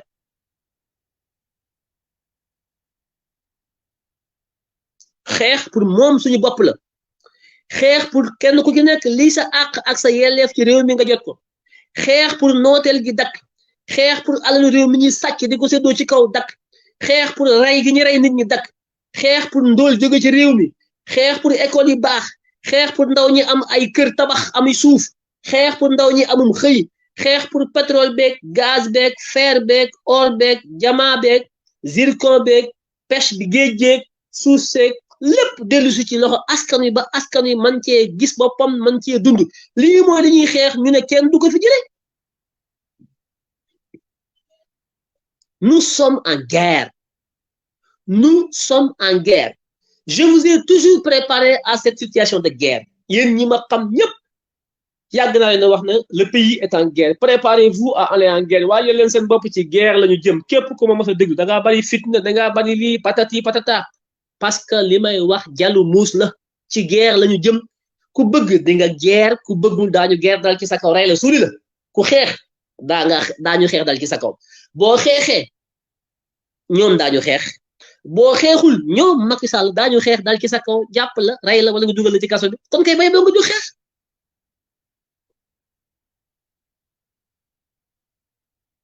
tali yeeg route yeeg raay yeeg na lépp bloqué systématiquement dugg ci station yi vidé ko jël essence bi def ci ay cocktail molotov sànni mu takk explosé boum port bi bu fa benn bateau taxaw bu benn bateau costé ci port bi jël leen ay gaal lébu yi comme ñi ngi leen sonal jël leen ay gaal def ci ay cocktail molotov dugg ci bateau yi nekk ci port bi ngeen sànni ko ci bateau yi mu takk bu fa benn bateau costé aéroport bi ngeen dugg fa ak ay moto sànni fa ay lacrymogène que yëpp ay cocktail molotov benn avion du wàcc on bloque ce pays bloquer le port et l'aéroport dugg jël ay bateau dugg ci port bi sànni fa ay cocktail molotov ci bateau yi lépp explosé y a du soufre am na ay stock soufre ngeen sànni fa ay explosif ci soufre bi phosphate beeg boobu ci biir port bi mu tàkk explosé boum après on va reconstruire ce pays parce que pour sauvegarder la démocratie toutes les formes de lutte pour l'intérêt de l'état de droit l'intérêt de la justice de la primauté du droit l'intérêt de la démocratie tous les moyens sont bons tous les moyens sont bons pour combattre l'injustice et instaurer l'état de droit la justice et les libertés laaj ko américain yi bañ leen bëggee imposer le totalitarisme nazi et fasciste les Américains les Anglais les Français ils n'ont pas hésité d'utiliser des armes non conventionnelles au nom des principes de liberté au nom de la primauté du droit au nom de la démocratie les Américains n'ont pas hésité à lâcher des bombes hydrogènes des bombes donc atomiques au niveau donc d'Hiroshima et de Nagasaki pourquoi pour leur liberté donc personne ne nous fera le moral sur ce combat-là. Nous sommes prêts aujourd'hui à utiliser tous les moyens, comme les alliés à l'époque de la Seconde Guerre mondiale avaient utilisé tous les moyens contre Hitler, le totalitarisme et le fascisme. Nous ne sommes plus à l'abri du totalitarisme. Nous sommes en train de vivre un nouveau totalitarisme que Macky Sall va nous imposer. Dans une telle situation, nous sommes en droit d'utiliser toutes les armes dont on dispose, y compris des armes non conventionnelles pour sauver l'état de droit, sauver la démocratie et bouter hors d'état de nuire ce totalitarisme malsain que Macky Sall veut imposer dans ce pays. Donc c'est au nom de ces principes de droit international, au nom de ces valeurs qui sont des valeurs universelles, au nom des principes de démocratie, de liberté et de la primauté du droit que j'évoque aujourd'hui mon droit de résister par tous les moyens, y compris des moyens illégaux, parce que face à l'injustice, face au totalitarisme, tout ce qui était prohibé devient une arme normalisée, normée, qu'on peut utiliser contre toute forme de dictature, parce qu'au nom des principes des libertés, au nom des valeurs que nous partageons universellement, de démocratie, de liberté, et tout ça, on ne peut pas aujourd'hui dire que on ne peut pas utiliser ça ou ça contre ça ou ça. Non, face au totalitarisme, on utilise tout. Quand je dis tout, c'est un tout avec un grand T. Est-ce que je suis clair?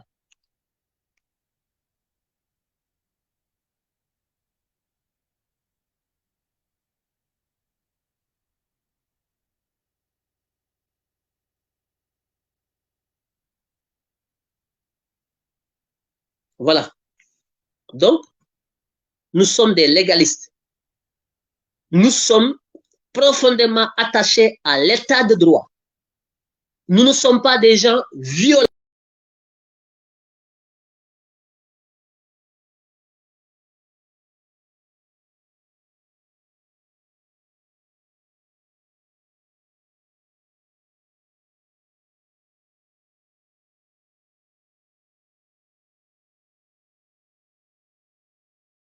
Tout ce qui est norme établie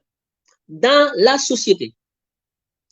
notamment la nôtre. Toutes les normes de ce pays, nous les respectons, pourvu que ceux qui sont censés les respecter observent le respect. Si ceux qui sont aux affaires, Macky Sall et ses ouailles, sont en dehors de la loi, pensent pouvoir agir hors la loi, nous ne sommes plus dans l'obligation d'obéir. Nous sommes dans une désobéissance civique. Nous ne serons plus là à appliquer aucune loi. Dès lors que la justice elle-même viole la loi, l'exécutif de Macky Sall viole la loi, l'administration de Macky Sall viole la loi, la police viole la loi, la gendarmerie viole la loi, l'armée viole la loi, eh bien, si toutes les institutions qui sont censées incarner la loi, agir au nom de la loi, eux-mêmes ou elles-mêmes, ces institutions, violent la loi, le citoyen n'est pas tenu d'obtempérer. Le citoyen n'est pas tenu d'exécuter les ordres. Le citoyen n'est pas tenu d'observer donc le respect de la loi, parce qu'il n'y a plus de loi. Quand la personne qui est censée appliquer et faire respecter la loi ne respecte pas la loi, personne d'autre n'est tenu de s'y soumettre. C'est aussi simple que ça, et nous y sommes. Ils ont des nervis, ils sont dans la corruption, ils sont plus dans un état normé et normalisé. Ils agissent tous en dehors des textes. Ils font ce qu'ils veulent pour rester au pouvoir. C'est du banditisme d'État. Et face à un banditisme d'État, les citoyens ont le droit de se soulever populairement pour arrêter ces voyous. Avec tous les moyens. Il faut que ce soit clair. Je le dis en français pour que toute la communauté internationale sache ce qui se passe au Sénégal. Pour qu'ils sachent aussi quel est notre état d'esprit. Nous ne sommes ni des brigands, ni des voyous, ni des terroristes. Nous ne sommes rien d'autre que des citoyens profondément attachés aux valeurs qui gouvernent notre République, c'est-à-dire des valeurs d'état de droit, de liberté et de démocratie. Eh bien, ce sont ces valeurs-là aujourd'hui qui sont mises en danger par un groupe de mafieux, de bandits dirigés par Macky Sall qui a déjà fait ses 2 mandats et qui ne peut plus remplir pour un 3e mandat. Parce que l'article 27 de la Constitution sénégalaise, qui est la charte fondamentale qui inspire toutes les lois de ce pays, dit explicitement, je le cite, nul ne peut exercer plus de 2 mandats consécutifs. Macky Sall en a exercé 2 consécutifs. Il a déjà pris pouvoir. En 2012, il a prêté serment. En 2019, il reprend le pouvoir après donc une réélection. Il a prêté ce mandat en second lieu. Il termine son 2e et dernier mandat consécutif. C'est terminé. Je le dis en français pour que le monde entier sache ce qui se passe dans ce pays. Parce qu'ils vont nous taxer de terroristes, ils vont nous taxer de bandits, ils vont nous taxer de comploteurs, ils vont nous taxer de oui, ils appellent à l'insurrection. Nous n'appelons pas à l'insurrection, nous appelons à la résistance populaire, pacifique, permanente et générale, partout dans ce pays.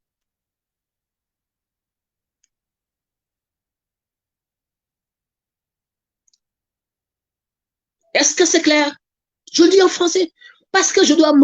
m'adresser à la communauté internationale. La communauté du droit public international, les Nations Unies, le système des Nations Unies, les partenaires techniques et financiers du Sénégal. Vous savez mieux que moi ce qui se passe au Sénégal. Vous avez vos renseignements généraux, vous avez donc vos attachés militaires, vous avez vos renseignements généraux au niveau de vos ambassades. Vous savez ce qui s'y passe.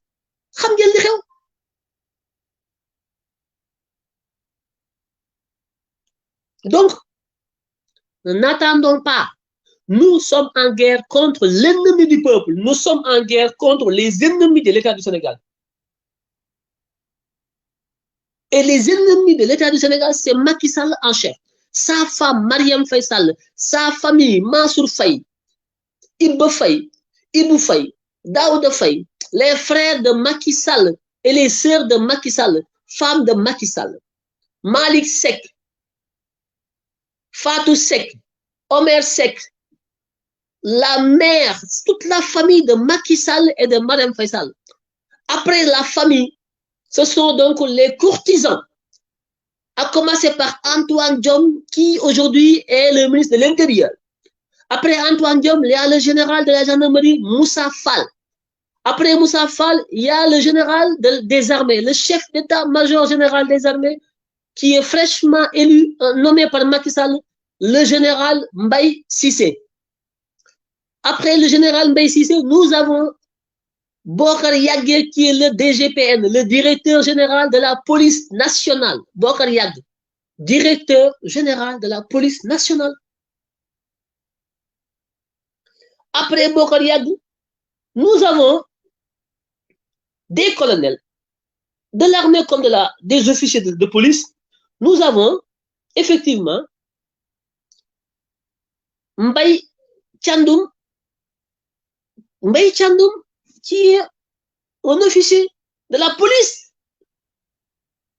d'élite, la BIP. Mbaye Tchandoum est un ennemi du peuple.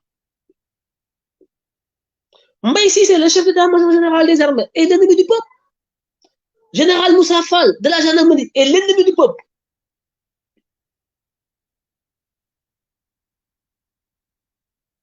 Farbangom fait partie des ennemis du peuple. Le colonel Pape Moussa Cissé, Pape Suleiman plutôt, le colonel Pape Suleiman VI est un ennemi public numéro 1 du peuple sénégalais. Le colonel Pape Souleymane VI. Biram Faye, qui est ministre délégué, je ne sais pas chargé de quoi, ministre auprès du ministre, patati patata, ministre près de tout ça, chargé des nervis et des mercenaires. L'ennemi du peuple, Biram Faye.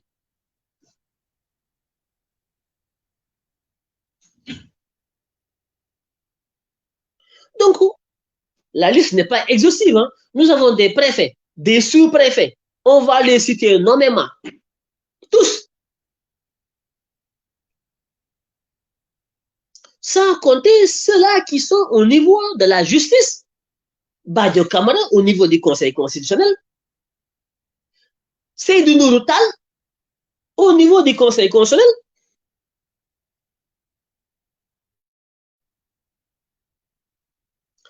Abdou Karim Diop, le procureur de la République. Serigne Bassirou Gueye, l'ex-procureur de la République. Amady Diouf, le premier président de la Cour d'appel de Dakar, qui était procureur de la République. Mame Mbaye Niang est un ennemi du peuple.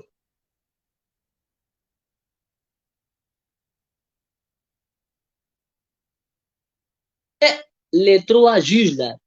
qui ont pris la décision de corser la condamnation en appel sur le projet Prodac contre Ousmane Sonko de 6 mois et 200 millions avec une contrainte par corps. Plus injure publique, ils ont dit que Ousmane Sonko a injurié. Vous qui m'écoutez, où est-ce que vous avez entendu Ousmane Sonko injurier, qui que ce soit? Qui a une fois entendu Ousmane Sonko injurier? Comment on peut accuser Ousmane Sonko d'injure publique? Il a injurié qui? Mais c'est IBS dans ce pays. On invente des accusations, on invente des crimes, on invente des choses. Parce qu'il faut tuer l'ennemi. L'ennemi, c'est Ousmane Sonko parce qu'il a un discours qui porte. Il a une popularité aujourd'hui qui dépasse le Sénégal. Les 17 millions de Sénégalais sont avec Ousmane Sonko. C'est ça la vérité, c'est ça qui les fait peur.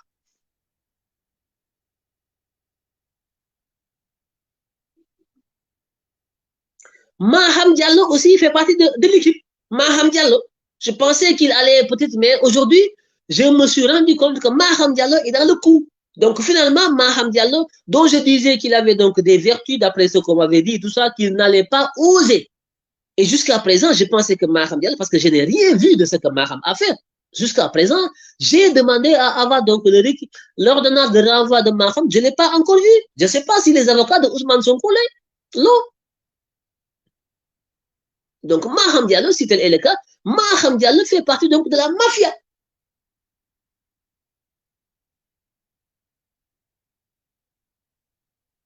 Moustapha Diakhaté habite à la cité des magistrats, à la Sicap Foire. Sicap Foire. Moustapha Diakhaté habite dans la maison de Macky Sall. La maison qu'occupe Moustapha Diakhaté à la Sicap Foire, c'est une maison de Macky Sall que Macky Sall avait donc mis dans le cadre du patrimoine bâti avec Abdou Karim Fofana. Moustapha Diakhaté, en tant que conseiller, je ne sais pas quoi, ministre conseiller, chef de cabinet de Macky Sall, habitait dans la maison. Mais dans leur magouille, Moustapha Diakhaté a transformé la maison qui appartenait à Macky Sall, qui était dans le patrimoine bâti. Il en a fait sa propre maison personnelle. La maison où habite Moustapha Diakhaté à la Sicap Foire, cité des magistrats. Et les gens qui étaient dans le PDS, ceux qui se sont partagés toutes les terres du Sénégal, de Dakar, ils ont tout construit. Les équipes de Wad au pouvoir et les magistrats se sont partagés une partie de la foire qu'ils ont coupée, ils l'ont appelée Sicap Foire. C'est eux qui, allez-y là-bas, vous allez voir, c'est eux qui habitent là-bas. Moustapha Diakhaté, il habite dans la maison qui appartenait à Macky Sall, il l'a volé de Macky Sall. C'est la raison pour laquelle ils se sont séparés. Macky Sall l'a foutu dehors parce qu'il a pris la maison de Macky Sall qu'il a mis à son nom. Moustapha Diakhaté, il habite à la Sicap Foire, là où il y a pas mal de magistrats. Allez-y, vous allez voir.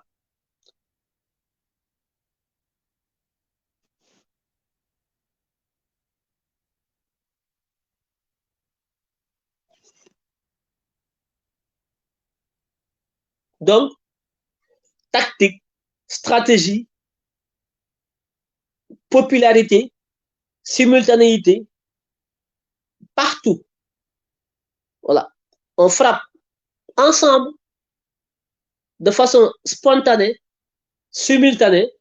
durable dans le temps doo sànni 1 heure de temps 2 heures arrêté déedéet amul xeex taxaw de damay naan ndox déedéet 24 heures sur 24 amul taxaw équipe bi bu ñu xasee ba commencé ni tey amul taxaw de xeex benn fan dem tëddi arrêtez ça à chaque fois après on vient vous cueillir prison tout ça parce que vous arrêtez on n'arrête pas.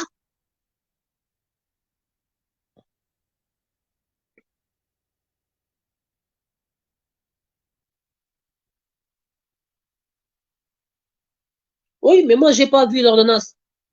Moi, je voulais voir l'ordonnance de renvoi, je l'ai pas vu. Bon, bref. Mais on le met sur la liste. Résistance populaire. Partout dans ce pays. Chaque instant, chaque jour, chaque minute, on détruit tout, on casse tout. On leur montre que ce pays-là ne leur appartient pas. Le pays nous appartient. Ils vont dégager le plus rapidement possible et nous allons reconstruire le pays sur des bases solides de solidarité, de partage, de respect et de liberté. C'est ça que nous voulons. Comme tout le reste, c'est du blabla. C'est du blabla, sans fin. Amul njariñ may wax nag tey ci dimanche bi kenn amul lay kenn liggéeyul yéen ñëpp yéen seen kër yi nañu génn commencé boyal mu commencé takk fépp amul dellu ginnaaw jafe-jafe yi bari na naqar yi bari na Sénégal gépp a mer yéen ñëpp kenn dundul li nekk ci réew mi xam ngeen ko kenn du leen ko nettali li koy faj nag mooy jóg xeex amul ñaane ki kuruse ki dugg ci jàkka yeeg rek c'est faux complot bi c'est un complot contre Ousmane Sonko mais c'est un complot contre nos intérêts ñun en tant que sénégalais ñun ñëpp complot boobu ci la Khalifa Sall di dox ci la Barthélémy Dias di dox ci la Macky Sall di dox ci la Idrissa Seck di dox ci la Bassirou Mbacké Abdou Khadre di dox ci la xalif général bu nekk Tivaouane di dox ci la ñu bari di dox Touba ci la ñuy dox Mountakha ñoom ñëpp ci complot bi la ñuy dox Thierno Madane Thierno Bassir ci complot bi la ñuy dox man maa leen ko wax ñi nekk Yoff Layeen ci complot bi la ñuy dox ñoom ñëpp seen wàll ngi leen di fekk si fi ñu toog man maa leen ko wax est-ce que xam ngeen ne li Barthélémy Dias def nii porte-parole murid bi Bassirou Mbacké Abdou Khadre moo nekk ci ginnaaw d'ailleurs seeti na ko gis ngeen ko mais avant mu koy seeti ñoom ñaar ñoo ko dox parce que ñoom moo ci moom lañ jaar yónni ko ci Barthélémy Dias ginnaaw bi mu bëggee gis Ousmane Sonko mënu koo gis moom porte-parole bi mu jaar ci Barthélémy Dias lu ñuy nas ci réew mi ci njëlbéen ga ñoom ñi ngeen tuddee sëriñ ñi ngi ci biir buñ ci nekkul ci début bi daañu ca nekk ca njeexital ma ca fin ba parce que réew mi luñ ci nas ñi ngi seen biir parce que mafia la système la keroog ba ñuy xeex ak Macky Sall mois de mars déggu leen ci Mountakha Mbacké de ba ñu tëree Macky Sall ba teg paaka bi rek ko ren Mountakha de cëpp génn yónni ay ndawam ne bàyyi leen ko actuellement ñoo ngi xeex déggu leen Mountakha yii ci yàgg ci buñ tëree Macky Sall di ko ren da ngeen ko gis mu génnaat réew mi noonu lay doxee yeewu leen.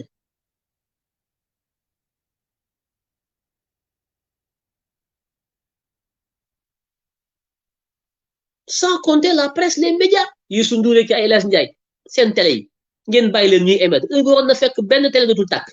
yéen waa Dakar bu ngeen amoon fulla ay 2STV ki ay 7TV ki ay RFM ki duñu tàkkati c'est fini télé yëpp ay fay.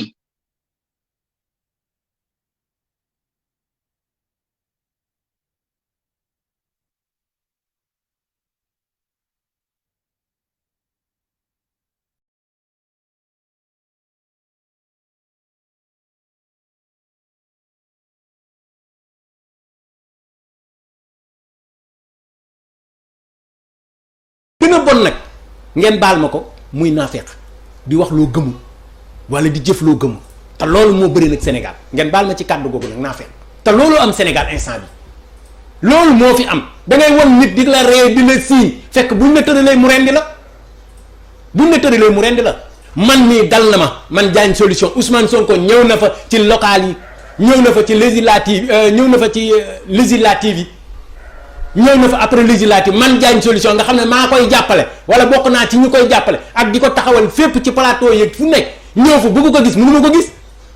ñu topp ci parti ñoom gis ko comme ni mu leen neexee te man ma bokk ci parti bi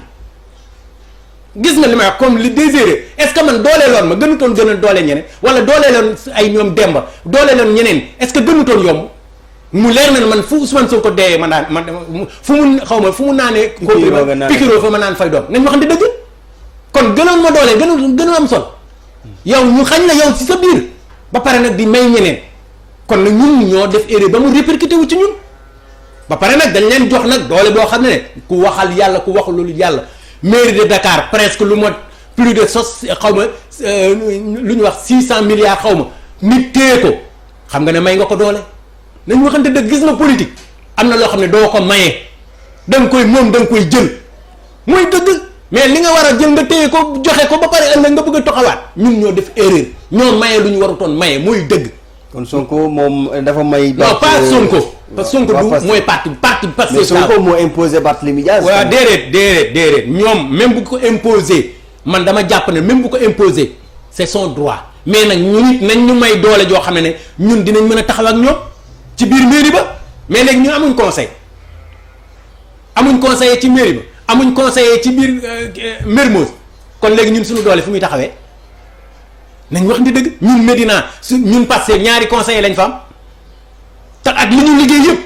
gis nga dëgg alalu yàlla la nañ waxante dëgg dafa am loo xam ne nit du ko maye politique lañ nekk baax na rafet lu baax na mais sa doole doo ko may sa noonu nañ waxante dëgg da nga koy moom téye ko te ñoom loolu lañ def dañoo dem ba téye nag xam ne nag buñ bëgg a defante ñun day métti rek day métti ci ñun buñ bëgg a defante ñun day métti parce que nag gënuñ leen xam politique gënuñ leen xam terrain gënuñ leen maîtriser te ëppuñ leen alal loolu du xeex bu nar a métti. mais mairie Dakar ak koppar ga ñoom moomuñu ko kopparu askan bi lay. non mairie même bu dul kopparu askan xam nga ne li nga ci bëgg dooleel sa ay nit yomb na nañ waxante dëgg aussi tamit yow ban subvention wala lan ngay gis mairie yi jox ki ñu dul si seen parti. waaw loolu de lañ ciy gis. nañ waxante dëgg